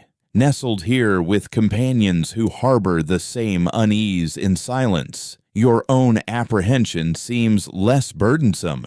In certain homes, there's a custom of stationing modest talismans close to bedsides through the dark months. An etched emblem, a bundle of withered herbs, a token embedded in the plaster. It's unclear if these items aim to repel otherworldly forces or merely soothe the psyche. You spot one at this moment, wedged into an overhead rafter by the fireside. It appears weathered, worn smooth by countless touches. Whoever placed it there trusted its presence deeply enough to keep it near. You ease into position, drawing coverings snug as a narrative unfolds. It's shared softly, without fanfare, merely an old recounting handed down through generations of tongues. Tales serve as another refuge. They warm the spirit when bodily heat runs scarce. This particular account recounts winters conquered in the past by forebears who braved harsher trials and survived to recount them. Scholars of that historical period have posited that oral traditions flourished in the colder seasons exactly due to the heightened craving for diversion and solace. Right now, in this spot, that rings true. The narrative envelops the space, repelling the chill not through blaze but through the comfort of the known. You're aware of its conclusion, yet you attend regardless. The blaze sputters, casting silhouettes that sway across the surfaces. In warmer times, such forms might stir disquiet. This evening, they seem almost friendly. They sync with the recounting, mirroring the cadence of the speakers. When shadows are communal, the void loses its menace. A subtle conviction persists in local lore. The winter evenings grow somehow diaphanous, nearer to realms beyond the routine existence. Interpretations varied: ghosts, forebears, or mere hazards based on the listener. You push such thoughts aside. You cinch your mantle closer and allow the yarn to sweep you along. As the account concludes, quietude reclaims the air, yet it arrives gentler. Alarm has been voiced, molded, and tucked away. You sense breaths leveling off nearby. The youngsters, fidgety before, now slumber more soundly. You recline and reflect on how conviction in this place revolves less around resolutions and more toward perseverance. It imposes order on evenings that could otherwise drag on forever. It contours dread without insisting it vanish.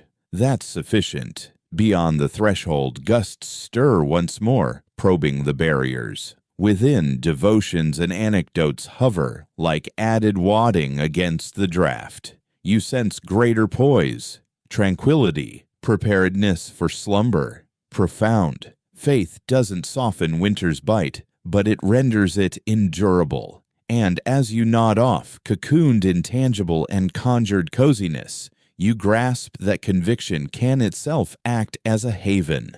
Dawn arrives without remorse. The freeze endures, patient and indifferent to your repose. You stir upright because necessity calls, not from any renewal in your frame. The season halts no labors. It merely reconfigures them. Duties persist, transformed yet unwavering, and you feel that reality embed in your limbs as you get to your feet. The hearth is roused anew through habit rather than haste. One person extends rigid limbs. Another ventures out for a moment, exhaling plumes that crystallize in the frigid air. Even amid the severest bite, exertion advances. Livestock requires care. Implements demand inspection. Meals await assembly. Idleness breeds frailty, and frailty courts peril. You venture into the wan light and immediately sense how swiftly the frost saps vigor from a still form. That's the purpose of wintry toil. Motion preserves circulation. Felling a modest stack of timber, hauling liquid with caution to prevent it from icing over, brushing drifts from entrances ere they solidify. These aren't feats of valor.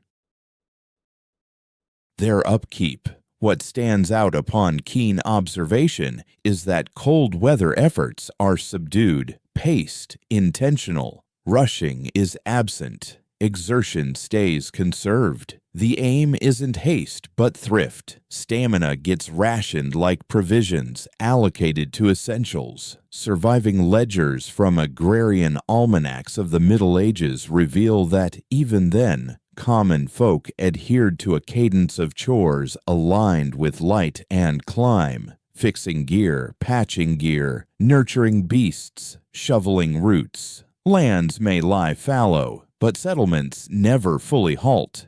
Existence merely folds in on itself. You see how folks halt intermittently, often with palms concealed beneath wraps, respiration measured. Such breaks aren't sloth. Those moments of stillness are all about careful planning. Push yourself too far, and you'll start to sweat. That moisture chills fast in the air, inviting illness right after. You figured out how to halt right on the edge, allowing your body's heat to linger rather than slip away. Kids pitch in however they're able, hauling light loads, grabbing bits of straw, picking up the subtle ways winter chores set themselves apart from the summer grind. There's a real sense of accomplishment in being helpful, particularly during these tough months. One quirky fact tucked into certain countryside records shows that tools meant even more in the cold season. A snapped shaft during harvest time is just a hassle. Come winter, though, it turns risky. You inspect the axe's grip with deliberate touches, running your fingers along the repairs, cracks sealed with pitch and strips of fabric. It seems solid enough for the moment. As hours pass, the chill lingers without mercy, though its feel evolves. The sun offers no real comfort, just a bit more light to see by. Shadows creep lazily over the earth, tracking the day's rhythm far better than any timepiece ever could. You sense it's time to quit when the fading glow signals it. Scholars can't quite agree on just how much medieval folk managed to get done amid brutal frosts. A few claim yields plummeted. Others highlight the constant upkeep that held everything together. Standing in your boots, though, getting by seems more about sheer endurance than tallies on a page. The settlement endures because its people do. Around noon, appetite creeps back in gently, not with a fierce edge, not quite. You take a modest bite, then shift to jobs that fit under a roof, fixing meshes, coiling cords, stitching up garments. Chores in the cold season tend to cluster near the hearth, keeping limbs toasty even as fingers stay active. Output bends to fit the weather. The house echoes with the noises of labor, the rasp of a blade against timber, the tug of yarn-piercing cloth, quiet chatter. These replace the warm buzz of outdoor planting, yet they serve the exact same goal. As dusk nears, weariness sinks in more profoundly than any freeze. The exhaustion of winter weighs more, drags on longer. It presses at the back of your skull and down your back. Still, there's contentment in completing the essentials. The trail's been shoveled, the livestock fed, the logs piled a touch taller. When darkness falls once more, you settle knowing your efforts didn't conquer the season, but they held it off for another round. That counts as victory. You stretch out, sore from the strain, yet heated by the motion, grasping a basic truth that's vital. Getting through here isn't about grand heroics. It's forged from routine toil, day after day, no matter how the frost stiffens every motion. Slumber arrives more readily after a full day's labor. Beyond the walls, ice builds up anew. Within, weary forms ease into repose. The pattern rolls on, subdued and every day, and that's precisely its strength. Your palms sense the bite of frost before your thoughts catch up. You close them around a handle and note how rigid the timber's grown since last night, how the steel pushes through layers of wool and flesh. Rime coats every surface, blunting points, hampering motion. The season doesn't halt the grind, but it calls for a gentler approach to it. Implements need gentle persuasion, not brute strength. You heft the axe experimentally, raising it briefly before lowering it again. The shaft's been patched countless times over the years. Pitch plugs the fissures. Fabric binds the spots where it's worn thin. It endures, and that's plenty.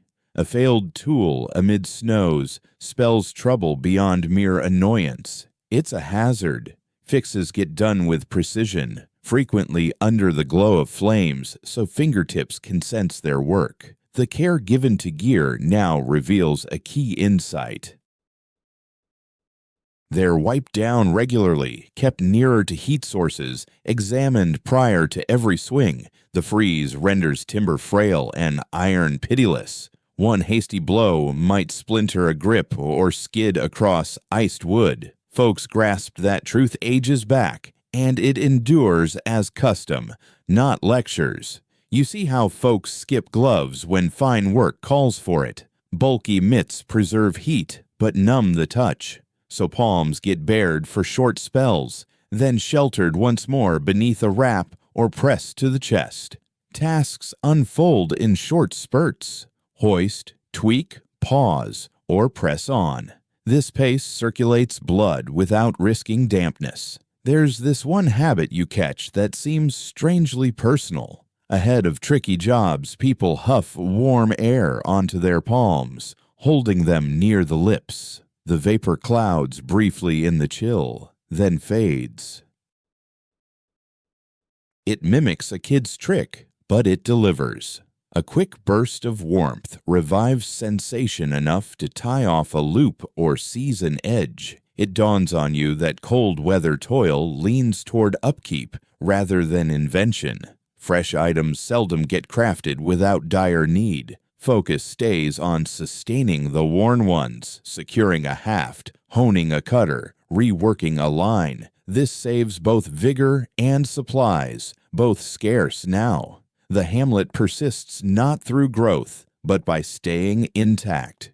You labor alongside neighbors, near enough for shared body heat, but spaced to avoid clashing gear. Talk stays brief. Breath conservation comes first. Every gesture counts. If one halts, the rest shift silently to compensate. No one's hounded to hurry. Rushing drains energy needlessly. Glancing about, you grasp how vital the state of these implements is to getting through the season. Hatchets chop the logs that warm dwellings. Blades dress the meals that sustain life.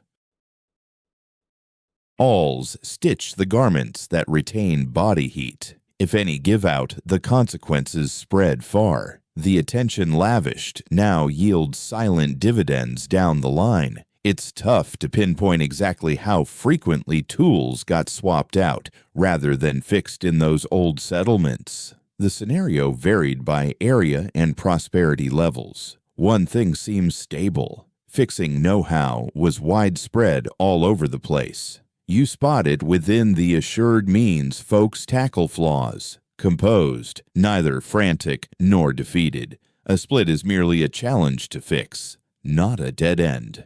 As hours pass, chill seeps back into your fingertips during breaks. You stop frequently, rubbing palms by the flames, then diving back in. Your companions mirror the routine. The space echoes with gentle noises of upkeep, rasping, knocking, braiding threads. These rhythms are constant, comforting.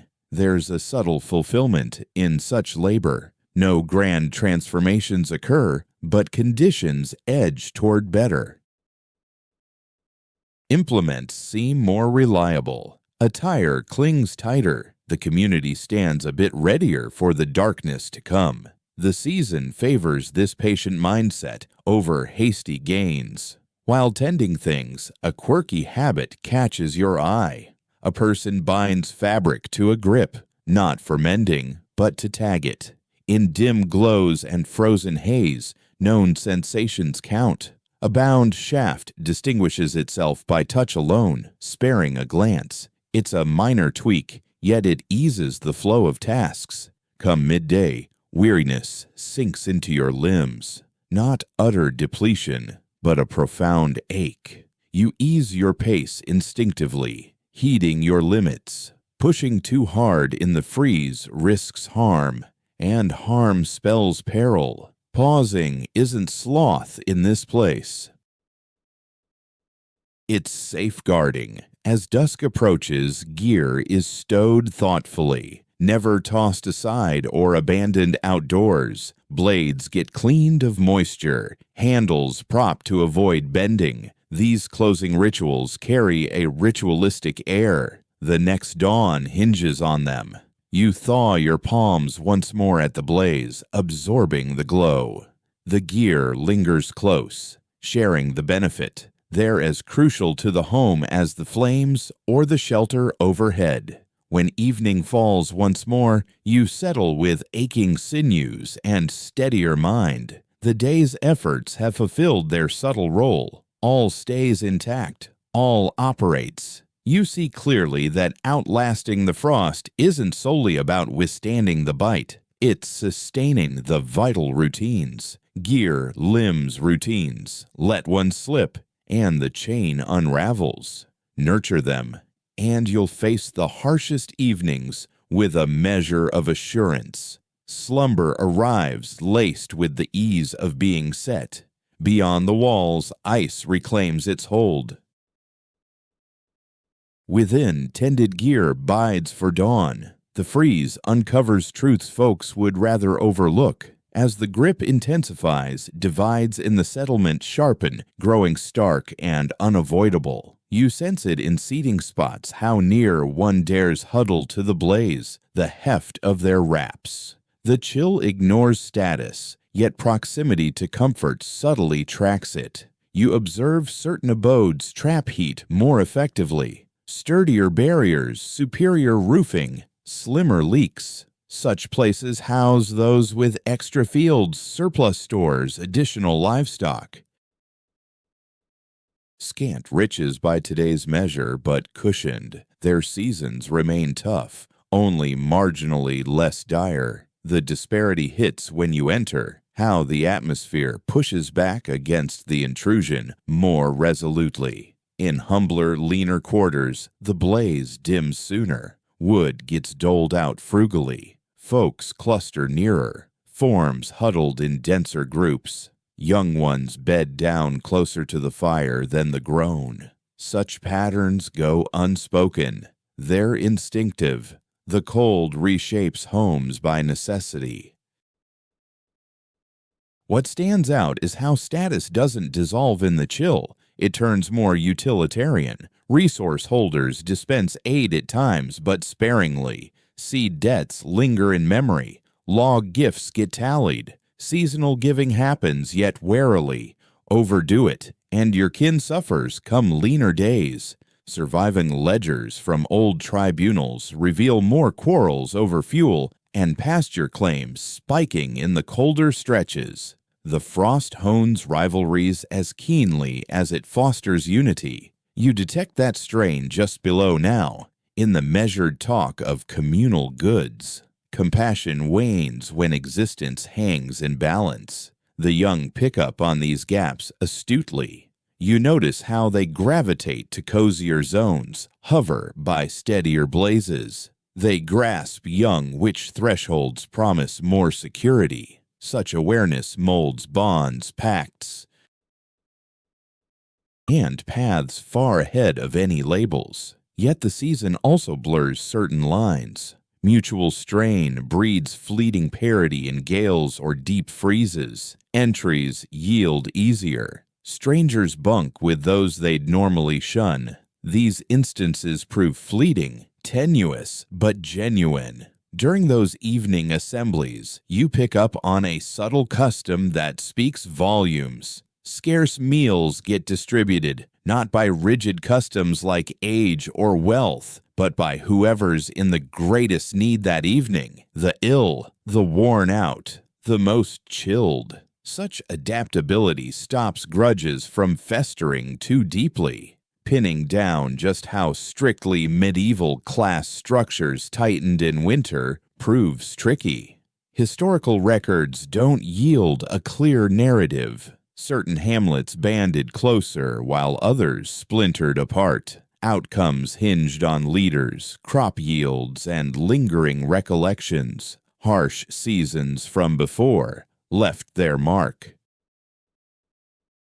A family that divided resources in tough times might reap favors down the line. You sense this legacy in the vigilant glances exchanged among folks. Bonds form gradually and shatter swiftly. In the frosty season, a shut gate draws attention, while an inviting one lingers in minds. The cold turns into a record of actions. As darkness thickens, these divides blur somewhat in the gloom. The glow from flames smooths out features. Outlines swallow up markers of rank. For a short while, all draw the same breath, sense the identical bite of frost seeping through. The chill evens the field, however fleetingly. You drift toward rest, attuned to the mix of proximity and separation nearby. The season reveals that enduring hardship blends the individual and the communal. You weather it with your own frame, yet not in total isolation. Beyond the walls, ice blankets fertile and barren lands without bias. Within, heat circulates unfairly, yet it circulates all the same. One more evening advances, holding the unspoken truth of uneven shares. Who holds a bit extra, who scrapes by with less, and how that equilibrium could tip by thaw. You observe how the young navigate the frost, unlike grown-ups, not with less weight or more ease, but with an innate flexibility. They grasp the bite of winter, not from lessons, but from endless practice. You see a youngster tuck fists inside cuffs unprompted, huddle nearer to heat sands protest, and treat empty stomachs as passing woes, not disasters. The season doesn't halt youth, it molds it anew. Pastimes shift to the fireside. Chuckles grow softer, briefer, yet they emerge. Kids improvise with wood slivers, thread remnants, flickering shapes on partitions. Early on, they master self-amusement without squandering vigor. Dashes are uncommon. Poise becomes second nature. You spot how garb drapes on slimmer forms. Shirts pass from sibling to sibling, cuffs adjusted, edges hemmed and sewn. Expansion is anticipated, prepared against. No haste to swap out attire fit for one more freeze. Men sprout fast on young outfits, often outpacing those on elders. Tumbles, scampers, and daily wear fray cloth quicker for the little ones. Fixes trail right after. There's insight in the nightly placement of children, ever by the heat, shielded by larger figures. This stems from sense, not softness. The young shed warmth rapidly. They lack the stamina to tremble away endless hours. You perceive the attention in blanket folds, in drawing tiny toes close, in monitoring breaths till slumber takes hold. You've heard tales of how the cold forced kids into duties sooner than usual, hauling, gathering fuel, tending livestock with tiny portions, gripping pint-sized implements. These chores aren't cast as weights. They're woven into the fabric of family. A helpful youth finds more coziness in body and bonds alike. A subtle vigilance underscores the peril winter poses to the tender. Old ledgers from churchyards reveal clusters of tiny tombs in icy periods. You detect this caution in the sharp eyes of elders scanning young cheeks for illness hints, in treating rises in temperature gravely, in insisting on downtime despite restless urges. Yet the frost forges toughness too. Those who weather chilled evenings mature with forbearance and keen senses. They gauge skies by feel. They sense when to cling near and when to lend a hand. Such wisdom arises not from words, but from existence.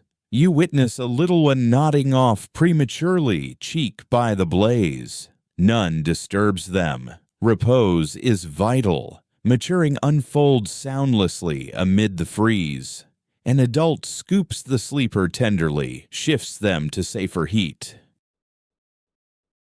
Drapes covering sans fanfare. Tenderness here runs smooth, habitual. You catch a whimsical tradition that borders on fun. At times, grown-ups whisper that flames demand hushed tones to endure the dark. If they hold to this belief, truly matters little. What counts is the peace it brings, tranquility, less squandered glow.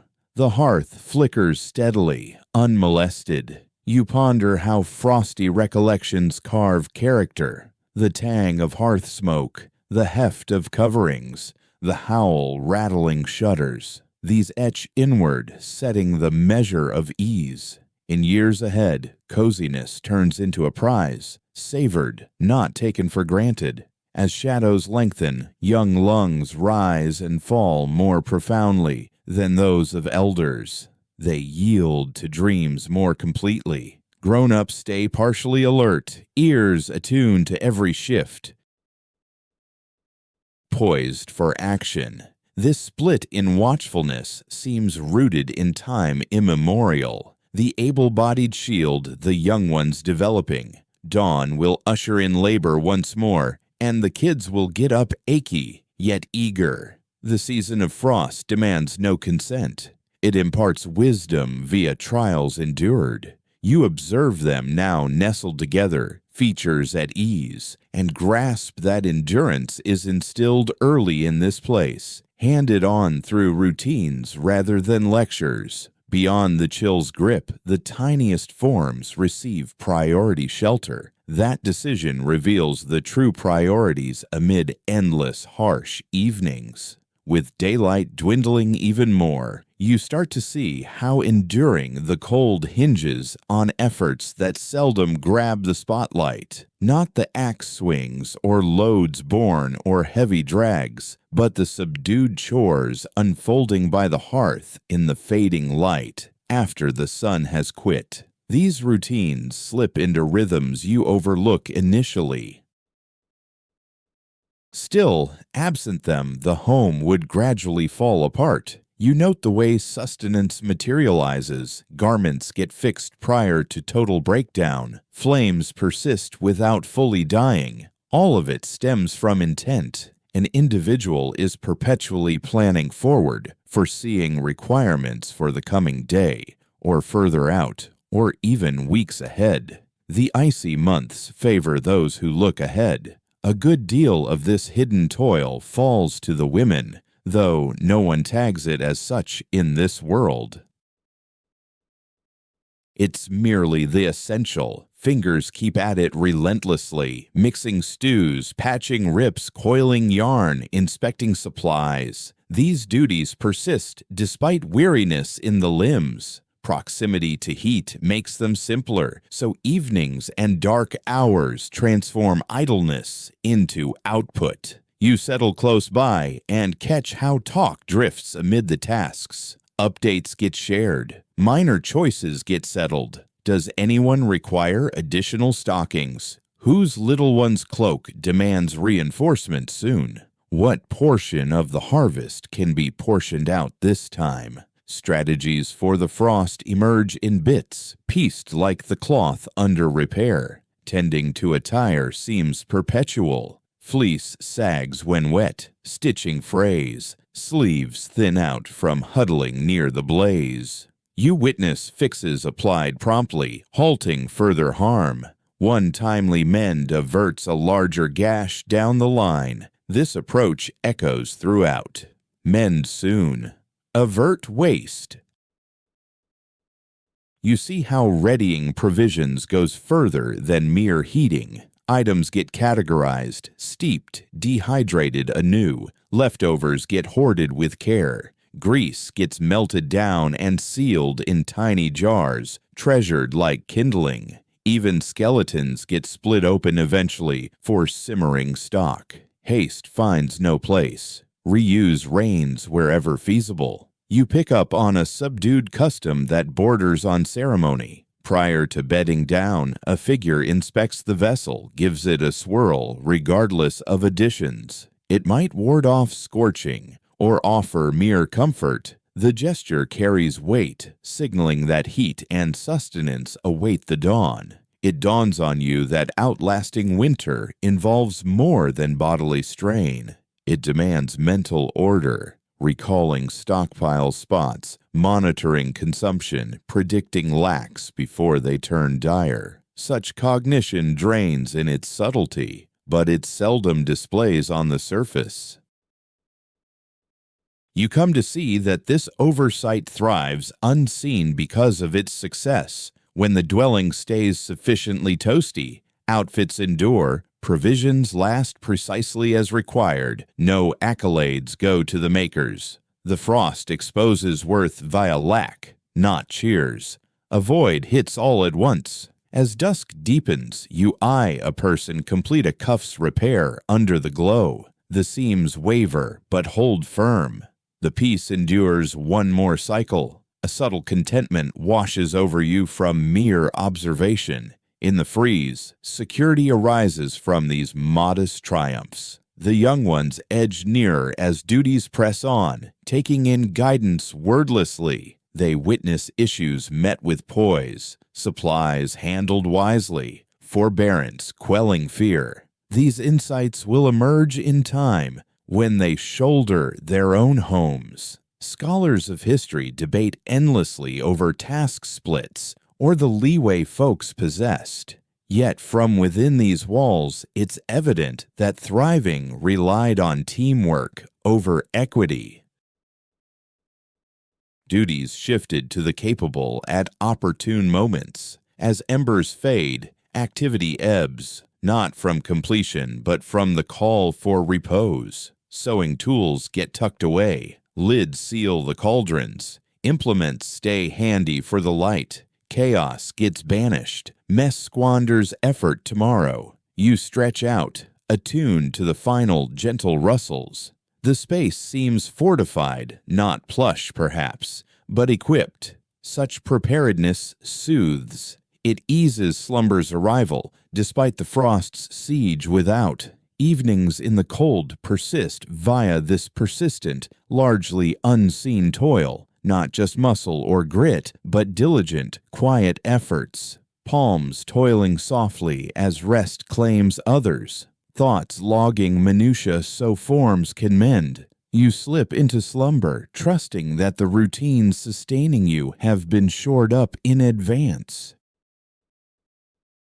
Yet another evening fades, sustained by efforts you might never acknowledge outright, though you'd sense their loss right away if they faltered. Winter offers a modest reprieve, the opportunity to halt collectively, rarely and briefly, yet sufficient to recall that existence transcends mere perseverance. During the bleakest stretches, the settlement carves out instances that seem brighter, cozier, even quietly celebratory. You perceive the alteration prior to identifying it, through the subtle rise in tones as flames receive extra fuel beyond the norm. Such occasions typically align with seasonal markers, holy days, patron saints' remembrances, solstice rites whose significance has accumulated through generations.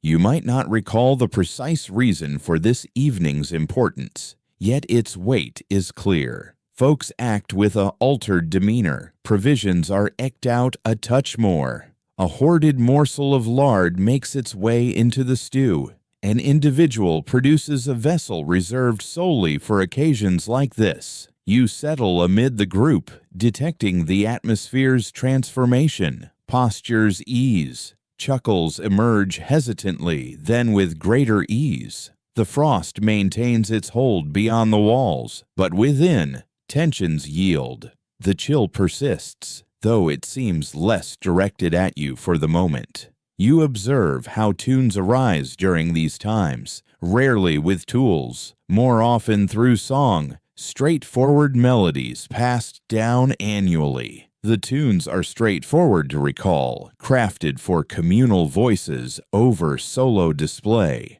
As choruses blend, exhalations heat the surroundings. Noise occupies voids the freeze can't touch.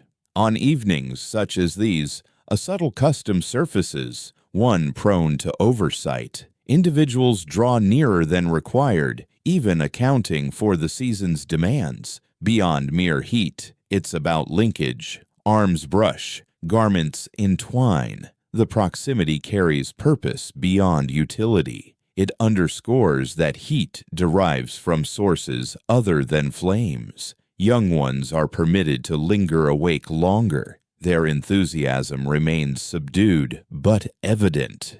Gazes gleam in the hearth's illumination. They attend intently to repeated narratives, accounts that resonate uniquely amid the cold, narratives of endurance, ingenuity, fortune arriving precisely when needed. Such yarns comfort without overreaching assurances. Meals seem tastier under these conditions, despite no real variation. You attribute it to the setting. Appetite is collective. Delight is mutual. That commonality enriches every morsel. You consume more deliberately, relishing the instant alongside the sustenance. You catch a reference to a prior season's festivity, more severe than the current. The recollection aims not to quell cheer, but to highlight fortitude. Having weathered that, this one is navigable. Seasonal gatherings act as milestones, evidence that persistence has prevailed in the past. As the night extends, weariness approaches, yet tempered. As the assembly eases toward rest, there's a hesitance, not dread, merely a wish to prolong the coziness and illumination. The blaze dims in time, inevitably, but only after all have absorbed the solace available. You recline later, altered from typical evenings. The chill endures identically, but your response differs. Communal gladness carries substance. It embeds within, easing the night's weight. You rest more profoundly, respiration even, pulse serene. Beyond, the season marches on unaltered. Within, the echo of comfort endures, sustaining through the extended vigil till dawn. Tonight's hearth flickers dimly, yet retains sufficient light to cast patterns on the surfaces. This is the juncture when accounts emerge, unheralded, unstructured, but coaxed by the hush. A figure clears their voice. Another inches nearer. You sense its onset prior to the start. That customary hush signaling forthcoming speech. Here, recitals aren't spectacles.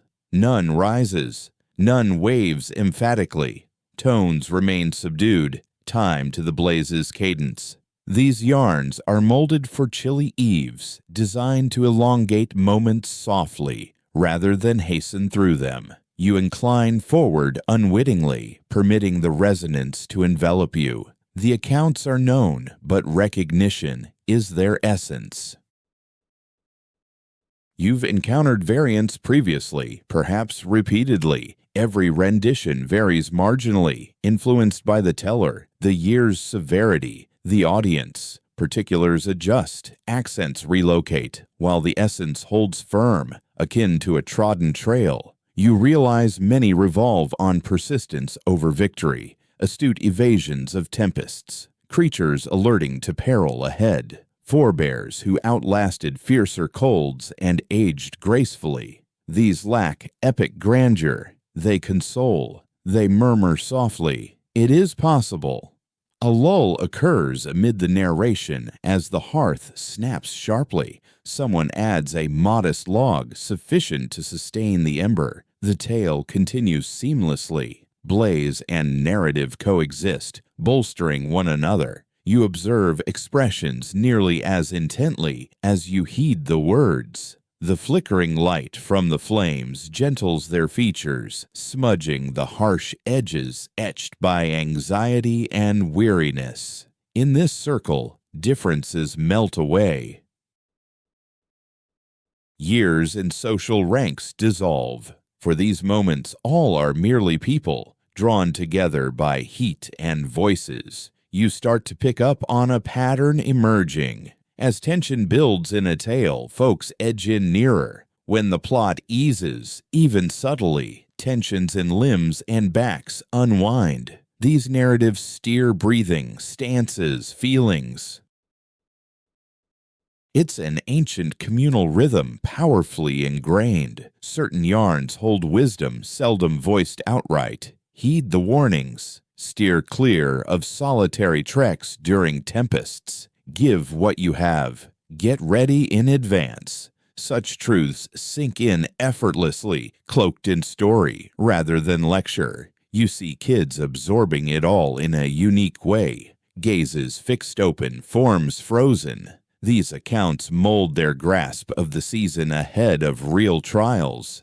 Via these accounts, they grasp perils to dread, elements to honor, and bonds to rely on. They discover threats abound, yet resilience endures too.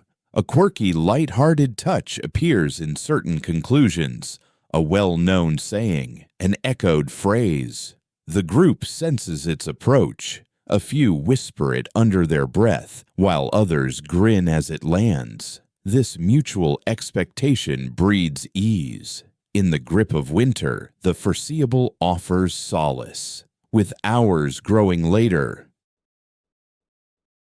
the tales grow briefer, tones hush even more, pauses stretch between phrases, the blaze's pulse eases, and the stories sink to it. They don't cut off suddenly. They taper, dissolving into a hush that seems deserved, not void. You sense that these sessions go beyond mere diversion. They craft the evening itself. The endless dark gets broken up, punctuated by plot turns. Hours slip by lighter when softly occupied. On some evenings, fatigue claims victory too soon, and no tales emerge. Those drag with extra burden. This one isn't like that. This evening, the spoken words have hollowed out a cozy nook for minds to settle. As the last speaker trails off, nobody scrambles for bed. The ensuing quiet shifts from what came earlier, gentler, more secure. You settle into it, inhaling steadily, savoring the lingering coziness. When at last you stretch out, the narratives cling. Bits replay. Visions float past shut lids, flakes descending lightly. Blazes persisting till dawn, folks rousing once more. Such visions usher in slumber, nudging aside frets. Beyond the walls, the chill holds steady. Within, the words have fulfilled their role. You slip into rest, cocooned not only in coverings, but in communal recollections and subtle comfort, assured that for this night, the shadows have been softly tamed. It hits you right as you venture out. How the frost alters post-snowfall, not fiercer, not milder, just altered. The earth doesn't snap underfoot like before. Noises muffle. Space seems condensed, yet tougher to navigate. Journeys in the cold were never offhand, but fresh powder turns them into measured efforts that squeeze your ribs. Roots known well the day prior have mellowed and disappeared by morning. Grooves smoothed over, markers softened. You hesitate more at every footfall, peering for subtle clues of prior passage. A snapped branch, a slight dip, a stripe of deeper white where heat once brushed. You track them on instinct, since deliberation burns precious time and the freeze devours it. Pushing through drifts exacts a toll. Every stride drains extra vigor. You raise boots higher, set them with precision. Breaths grow fuller, perspiration looms. You temper your pace by nature. Aware wet garb might fell you well before miles do. The season imparts caution in every stride. You grasp at last why folks shun outings barring necessity. Calls truncate, chores merge, notes hold till light and decent conditions. Staying put often proves the sharpest path. When a villager departs in the freeze, it draws eyes. Inquiries hang till their comeback. You draw your wraps snug, twisting to fend off the gusts. Flakes sneak past your collar regardless, thawing gradually, irritably. You flick them away with a muttered oath held private. The poetry of icy paths evaporates fast. There's a subtle revelation in the group dynamics now. Seldom solo, typically in twos or clusters if feasible. Beyond aid for stumbles or lags, it's that companionship sharpens wits. Snowy quiet can swallow sound entirely. You cherish the huff of another's lungs close by. You observe how routine burdens weigh more amid the white. A pail of liquid, a stack of logs. Identical loads tug fiercer amid shaky footing and rigid sinews. Duties get schemed to cut travel. Supplies shifted nearer. Implements parked for the next use. The powder reshapes hazards too. Gullies conceal. Frost lurks beneath fluff. One wrong placement can wrench limb, and a wrench spells trouble far beyond ache. You proceed with care, mindful that harm in this weather carries stakes well past mere hurt. You develop a subtle routine that sneaks up on you unbidden. Before shifting your full weight, you probe the terrain with one foot, particularly around borders or inclines. Kids pick this up young. Grown-ups seldom let it slip their minds. The season offers scant margin for recklessness. Upon arriving at your stop, a wave of ease surges over you in an instant. Not victory, but solace. You kick the flakes off your footwear prior to entering, sloughing away the chill like an extra layer. The heat greets you patchily initially, tingling at your extremities. Acclimation requires moments. You observe the way journeys alter interpersonal lines during the frosty months. Folks from remote spots grow more reserved, receiving fewer callers. Nearness gains urgency these days. The settlement contracts turning compact yet more secure. With dusk drawing near once more, flakes keep drifting down. You're aware the routes ahead will shift yet again come morning. You jot mental reminders, tweak your intentions. The season insists on perpetual rethinking. You ease into place by the hearth, tension lingering alongside unease. Limbs ache from the deliberate trek. Wayfarers endure greater tolls than usual, as the chill invariably exacts. You consume a meal, sip a heated brew. Allow sensation to creep back. Beyond the walls, the flurry mutes the landscape. Within, you grasp why huddling together spells endurance. Separation in the frost is never benign. It exacts a toll every time. You edge toward slumber, certain that if venturing out awaits at dawn, you'll proceed with deliberation, caution, and deference.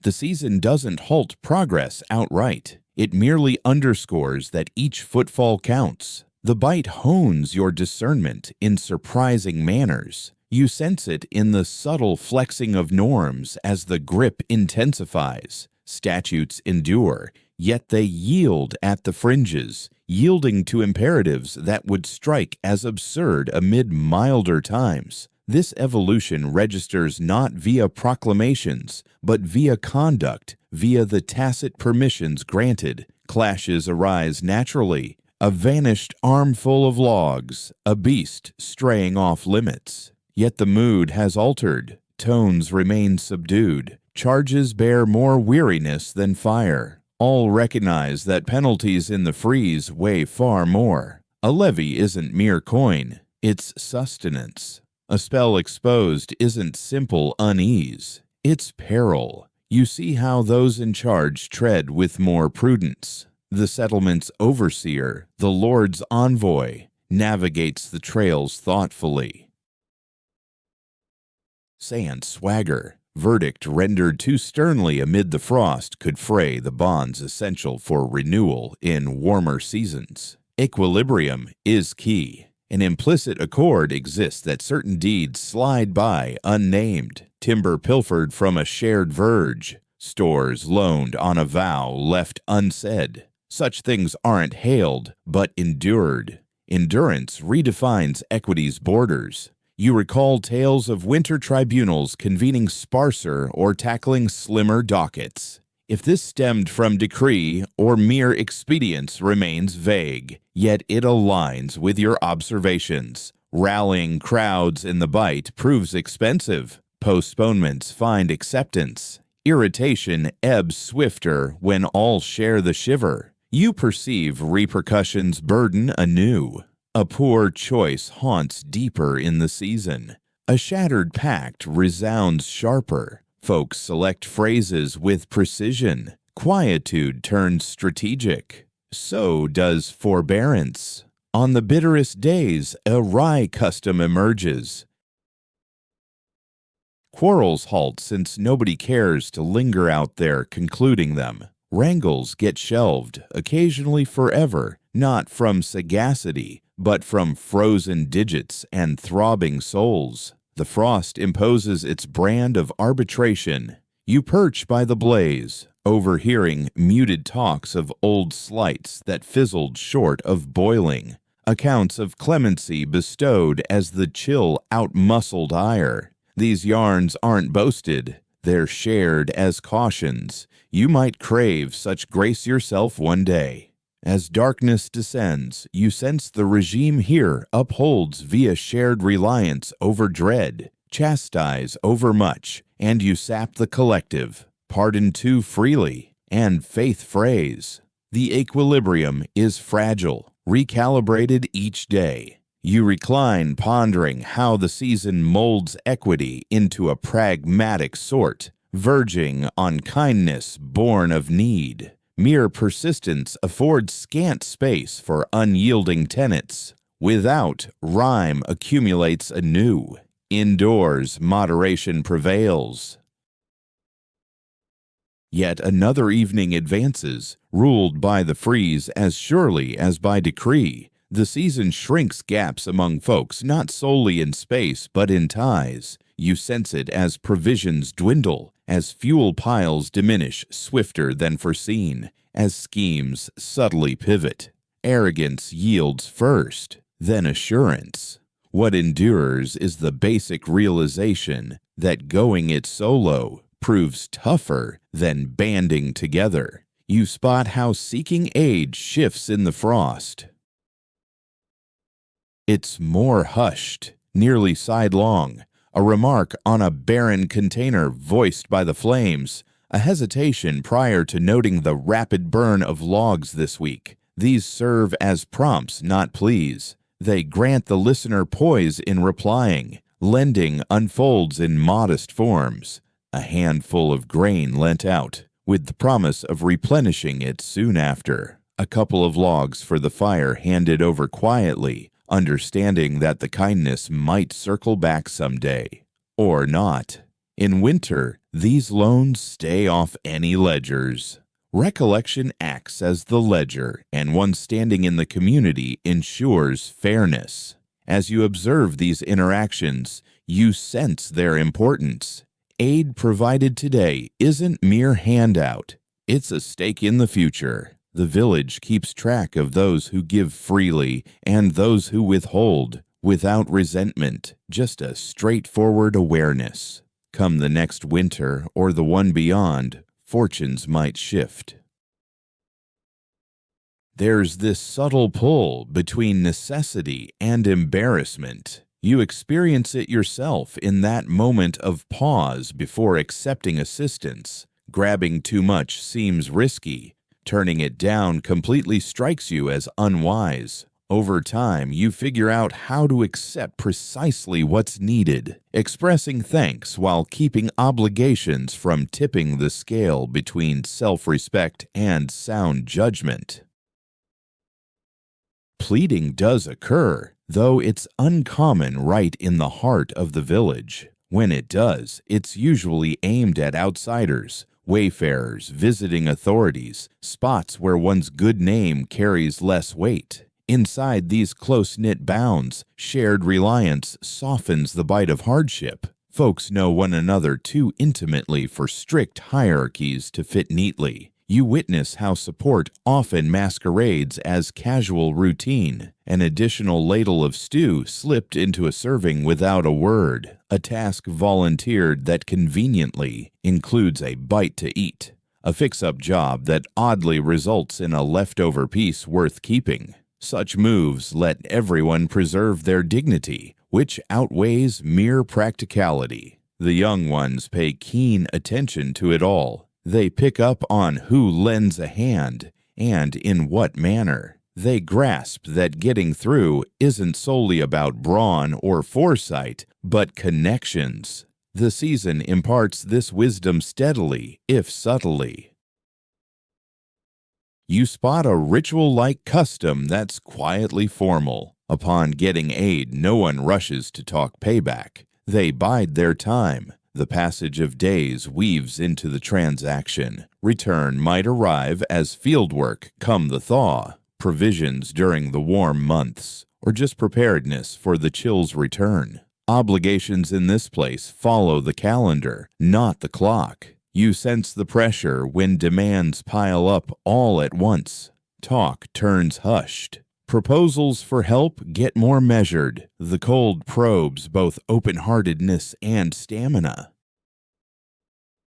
Nobody's reserves are bottomless. Boundaries make themselves known before words give them voice. Yet winter also sparks surprising benevolence. A threshold swung wide unbidden. A coverlet divided amid an abrupt freeze. These deeds shine because they demand real sacrifice. They etch deeper into memory than effortless offerings. As darkness falls once more, you reflect on how enduring here weaves from these modest trades. No family shoulders the entire load alone. The community thrives as supplies and labor shift to where they're scarcest. Steered by custom over decree, you settle into rest, knowing the dawn might find you extending aid or receiving it. The season offers no guarantees of steadiness. It only assures that want will knock from beyond the door.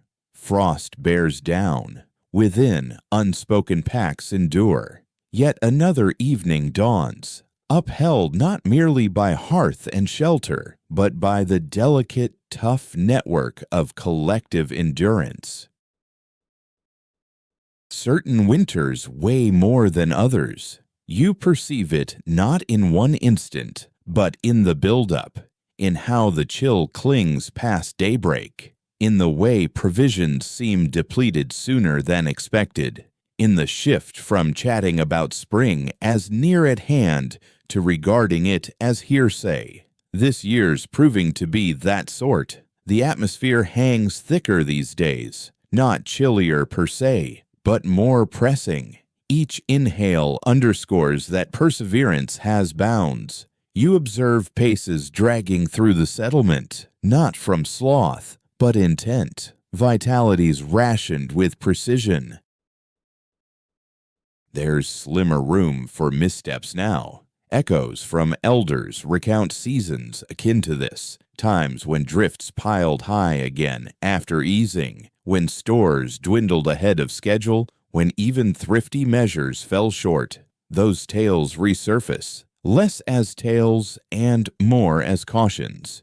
You feel them influence choices without fanfare. Suppers grow a touch sparser, not drastically, not quite yet, sufficiently to register. Broth dilutes further. Loaves weigh less when lifted. Silence surrounds it. Calling it out wouldn't fill the cauldron. Resignation precedes adjustment. You grow mindful of shifts in physiques over these stretches. Faces sharpen, gestures turn sparing.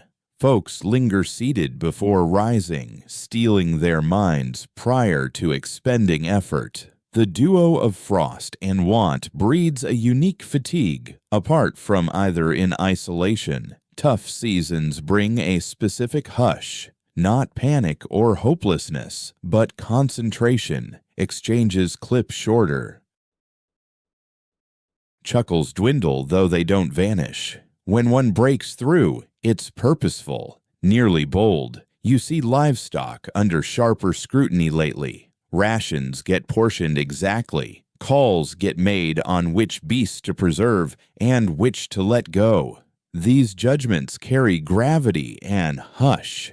You avert your gaze during them, yet you comprehend that thriving sometimes demands letting go. You remember tales of winters that transformed whole communities forever. Quieter streets, abandoned homes, crops neglected through the thaw. It's tough to pinpoint if the freeze alone caused it, or if famine and illness piled on. Harsh seasons never strike in isolation. As the dark evenings drag on, your slumber grows fitful. Gnawing emptiness stirs you before the chill fully sets in. You toss and turn, tuning into everyday noises to steady yourself. You tally your inhalations. You replay the yarn spun back in autumn. Slumber arrives eventually, though it demands persistence. There's a strange solace in the daily grind amid brutal cold snaps. Even with stores dwindling, patterns endure. Flames tended identically each time, sleeping spots fixed in place. Such rituals forge a sense of security amid the chaos. You observe how compassion owns itself in these trying days, not spreading wider, but targeting essentials. Aid flows to the neediest spots. Excess vanishes without trace. Giving turns calculated over impulsive, yet its heart remains true. Daylight creeps back, so subtly at first. Soon, you sense a quiet optimism stirring alongside it. Not wild cheer, but a firm belief that the frost will yield, no matter how it lingers past reason. You've witnessed it happen. Folks murmur reminders softly. When you bed down these evenings, it's with the understanding that making it through isn't certain, yet it's within reach. That weight presses down, but it doesn't overwhelm. It heightens your focus. It strengthens your bonds. Beyond the walls, ice still clutches the earth. Within, determination stands firm. Tough seasons fade like milder ones. Night by night, you inhale, you recharge, you persist. You start to perceive how the cold shifts its nature based on your vantage, not merely inside the settlement, but throughout the surrounding lands. Whispers from wanderers or echoes of ancient lore mention far-off spots. Frost isn't uniform, it molds to the terrain. In this place, it's moist and piercing, infiltrating slowly instead of slamming down. You've heard of drier, keener blasts elsewhere that snatch the air from your lungs in a flash. You picture northern hamlets buried under deep drifts that linger, blending into the scenery for ages. To the south, the chill might shorten, yet downpours and slop pose fresh trials. Ways of coping adapt in kind. You recognize your own hamlet echoing its surroundings. Slopes on roofs angled to cast off powder, structures sturdy to trap warmth while resisting rot from damp.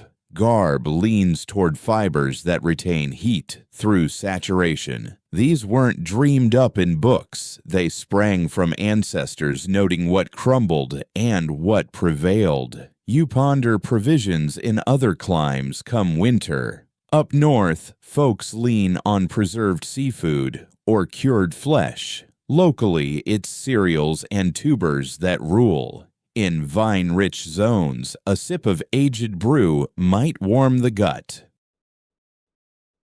In barren stretches, such treats stay out of reach. Seasonal fare echoes the soil as surely as the weather. Gossip spreads of remote outposts where the bite bites harder yet bends to control. Drifts seal in warmth. Frozen stores endure. The freeze follows patterns. Locally, the wild swings spell trouble. Thaws, then snaps that wreck trails and burden beams. Soggy chill burrows deep into your frame and clings. You wouldn't swap your brand for another's lightly. You spot variations in mindsets about the season, too.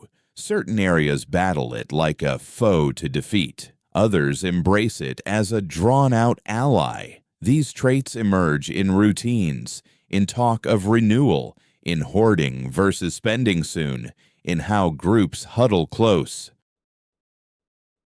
One custom sticks from a wayfarer's yarn. In highland spots, folks etch tallies on beams, not for calendars, but for battles won against the white. You envision tracing those grooves, each a badge of grit, akin to your own markers. Here, toughness shows subtler, in fixes that endure, in beasts that pull through, in young ones sprouting come bloom. These are the cues you track these days. You grasp that outlasting the frost isn't one size fits all. Tactics thriving locally might flop afar. Lifesavers in one corner could spell doom next door. Wisdom stays rooted, handed over generations, molded by earth and recall. As dusk descends once more, a thankfulness swells for the known. This bite you comprehend. You track its ways. Such insight shields on its own. You ease into repose, mindful that past these borders, kin are weathering their private frosts, with custom tools, weaving their tales. The time unites them, though it handles each uniquely. That notion ushers in rest, soft and reliable. The cold sprawls wide, diverse, unyielding. Yet you meet it equipped. You're rooted here, repeating proven paths, banking on their hold. These days, it's the tiniest anchors that buoy you, not the blaze alone, but how its glow touches a well-known nook. Not the cover, but the spot where it drapes perfectly over your form. The chill of winter has constricted your surroundings, honing your focus on the finer points. You observe how folks gather modest luxuries without labeling them as such. A polished pebble stowed by the fireplace, retaining heat beyond what you'd anticipate. A mug with a notched edge that molds ideally to your grip. A seat that gathers fewer flakes of soot and offers greater steadiness beneath you. Such trifles hold disproportionate weight, yet in truth they carry precisely the importance required. As the flames die down, a villager nudges a piece of wood slightly, casting more illumination across the space. The shift is understated, yet it elevates the collective spirit. In the depths of winter, illumination serves as a vital asset, much like firewood or grain. It prolongs the twilight hours, expands the sense of the chamber, eases the sense of confinement. You tilt toward it, allowing the radiance to play across your features. Sustenance brings its subtle consolations too, not through plenty, but through routine. The flavor of that unchanging broth, prepared identically each evening. You've grown so attuned to it that you detect the slightest alterations, a touch of spice, perhaps a tad more seasoning than before. Even with scant servings, these tweaks seem like acts of kindness. You start to relish heat in fleeting instances, not extended stretches, palms extended to the blaze, a swallow of steaming liquid, the fleeting solace of fresh stockings after trudging through wet chill. The season instructs you to cherish joy in measured doses. There's this ritual you find yourself enacting nightly. Prior to reclining, you chafe your palms vigorously, then cup them against your torso, capturing the residual warmth under your mantle. You've repeated it so often it borders on instinct, a calming reflex. You can't pinpoint when it became habit, only that it proves effective. You see how ease is exchanged wordlessly. A vessel handed over, a neighbor scooting aside to free up spot by the hearth. A fold of fabric draped over Yusan's remark. These motions are minor, yet they build up. Together, they forge a shield of security that one gesture alone couldn't muster. Beyond the walls, the frost endures unaltered. Within, these minor tweaks blunt its bite. You ponder how easily this equilibrium could tip. A misplaced implement, a shattered vessel, an absent coverlet. Here, solace is delicate, yet enduring. Should one element falter, something else compensates. You remember tales of folks attributing fortune to specific items during the cold months. Not sorcery precisely, but a deep-rooted acquaintance that borders on guardianship. A battered ladle, a favored nook beside the embers. The notion draws a quiet grin from you, underscoring how readily such notions take hold amid scarcity. As darkness thickens, the gathering hushes. The blaze sighs gently. The atmosphere steadies. You adjust to a posture that clings to heat most tenaciously, legs tucked a bit, spine angled from the entrance. These decisions flow unbidden now, honed by endless practice. A serenity descends upon you, not from any betterment in circumstances, but from a clearer grasp of them. The winter persists unchanged. It is you who have evolved. Your hopes have tightened. Your gratitude has intensified. You ease into slumber, attuned to singular feelings one by one. The heft of the covering, the heat against your spine, the rhythm of breaths close at hand. Each tethers you to the now, warding off fret. Thus, ease emerges not as a owned treasure, but as a patchwork woven instant by instant. A gathering of tiny triumphs, a chain of decisions that bind the darkness. Outdoors, the rhyme builds denser. Indoors, the hush endures. You rest assured that these painstakingly collected simplicities suffice to bear you onward till daybreak. You perceive the dawn's glow initially, not as vividness, but as mere existence, a slender streak along the horizon's fringe, enduring only marginally beyond prior nights. At the outset, you question it, chalking it up to wishful senses. Yet it recurs the following morn, and the next. Twilight arrives promptly still, but withdraws a touch earlier. Unseen, winter starts to relent its hold. No one voices this shift. To declare it prematurely might tempt reversal. Rather, adjustments unfold in silence. Blazes are stoked as ever, but spirits brighten subtly. Duties extend a smidgen deeper into daylight. A person tarries out in the open beyond what caution allowed mere weeks back. You sense the alteration in your frame, not vigor reborn, but strain unwinding. You grasp how the shadows have dictated time's passage these long months, not through markings or reckonings, but via light's sweep over the ground. The duration you discern your fingers unaided by flame. That span lengthens gradually, reliably. It imparts a momentum the cold had stalled. Rest alters too. You rouse nearer to first light, unintentionally. The dwelling quickens sooner. Exhalations still mist the breeze, yet motions carry less haste. The bite lingers, but eternity has lifted from it. Perseverance now mingles with anticipation. Meals carry altered savor, unchanged in substance, yet perceived anew. You partake mindful that provisions might endure.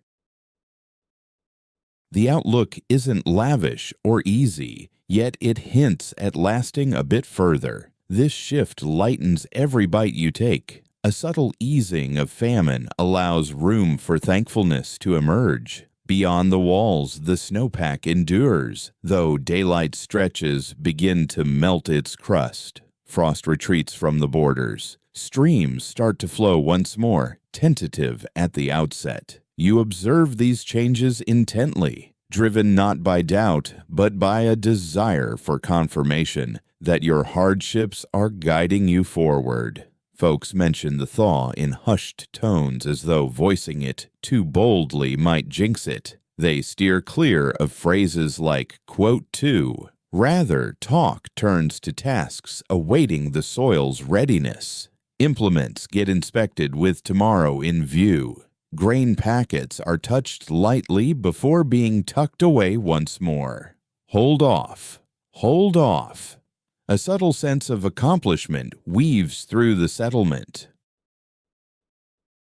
It's no feast of joy, merely a nod to resilience. The toughest phase has passed. Some tolls were taken, weariness persists, yet the boundary stood firm. Evenings shed their desperate edge. Darkness reverts to ordinary twilight. When dusk arrives, flames leap higher without restraint. Wood is rash and still, but anxiety has receded. Tales evolve, drifting from tales of evasion to ones of homecoming. Chuckles bubble up more readily, catching you off guard at first, then settling in as commonplace. You retire to bed, mindful that the season's grip hasn't fully released. Chilly spells will revisit. Blizzards loom as possibilities. Still, the path has turned. No more plunging into the depths. You're emerging. Rest descends more profoundly and evenly, buoyed by that realization. Frost reclaims the outdoors, yet it seems fleeting. Within, optimism endures. It glows softly, akin to coals biding time till dawn. You've internalized the chill differently. It no longer burdens your frame, but shapes your bearing, your pace, your outlook. Though the bite persists and ice still seizes the earth, each dawn brings a smoother stride, born of proven habits. Mere getting by has evolved from makeshift to ingrained legacy. You spot it in everyday choices, the instinctive measure of logs to the hearth, the spot to hunker when heat wanes, the timing for meals, the patience to pause. Such instincts demand no strain anymore. They're etched like echoes of routine, not lectures. You're echoing the ways of those before, and that echo grounds you. The old ones offer fewer words these days, but when they do, ears turn sharp. Their counsel comes curt, occasionally maddening in brevity. A gesture at the threshold as gusts veer. A prompt to scan the thatch post-blizzard. Reasons go unspoken. They've grasped that details squander moments when deeds matter most. The young navigate with a sureness absent come autumn's end. They sense the havens of heat. They heed the call indoors mid-play without prodding. They bundle up on instinct. Such wisdom builds over years, but the freeze hastens it. Hardship hones insight. You catch yourself anticipating with less effort. No elaborate schemes, merely a grasp of flow. One step precedes the next. Pause here to ease tomorrow's labor. Hoard that for potential want. The depths have schooled your thoughts in chains of cause, not isolated instants. The hamlet pulses altered, unseen to the eye or frame, but in its cadence. Folks traverse with an air of collective trials weathered. Departures are noted without lingering sorrow. Triumphs whisper. Survival draws no brags. It's a given. You ponder how these patterns will linger past the thaw. A few may mellow in sunlight. Others endure. The ritual glance at provisions ere bedtime, the pull to cluster through frosts, the vigilance against swift loss of ease. The season etches scars that outlast its rule. As twilight deepens, you ready for slumber with honed precision. Layers aligned, form settled, hearth gauged. The ritual weighs less, flows more as habit. That strips no meaning. It ensures endurance. You stretch out amid known noises, hearth crackling low, timbers creaking to the night's breath, encircling. Once these clamored for vigilance, now they comfort. They signal that rhythms hold, no crisis brews. Your mind touches on seasons ahead, not in fear, but esteem. You grasp their demands now. You know your counters. That's the real bequest of the cold. Slumber claims you effortlessly. The freeze abides, yet it's impersonal. just an element of your realm, comprehended and tamed. Without, the grip holds. Within, fortitude dwells. Dawn brings its duties. Whatever lingers, you're equipped. Twilight carries a new hush, even pre-rest, not milder or simpler, but calmer within. The chill still tests the barriers, slinks over soil, invades crevices and joints. Yet it's no foe requiring endless guard. It's a neighbor you've mastered sharing space with. You go through the routine one final time as winter winds down. The flames get a careful tend, just right, not too fierce, not too faint, guided by instinct alone. Bedding layers up effortlessly like fingers tying a well-known rope. Folks draw near instinctively, no words required. The space molds itself to the heat it cradles. You tune in to the home's subtle replies, a faint groan of beams, a breath from settling timber, the faint whisper of coals clinging steady. These noises don't probe anymore, they affirm. All the necessary tasks are finished. Memories surface not as sharp recollections, but as fleeting senses, those early evenings when the chill bit deep and intimate. The endless days when sheer grit turned routine. The subtle shift when daylight began to hold on a bit more. None of these moments isolate themselves. They merge into one cohesive season, forged from routine tending and silent teamwork. Beyond the door, the freeze endures. Ice grips the earth. Flurries lurk in dim spots. Yet the fiercest edge has eased, or at least yielded. You sense the shift in your frame easing into slumber, in your lungs easing steady without force. You recline motionless, inviting heat to pool as it will. The hearth's flicker scarcely touches you anymore, yet it's unneeded.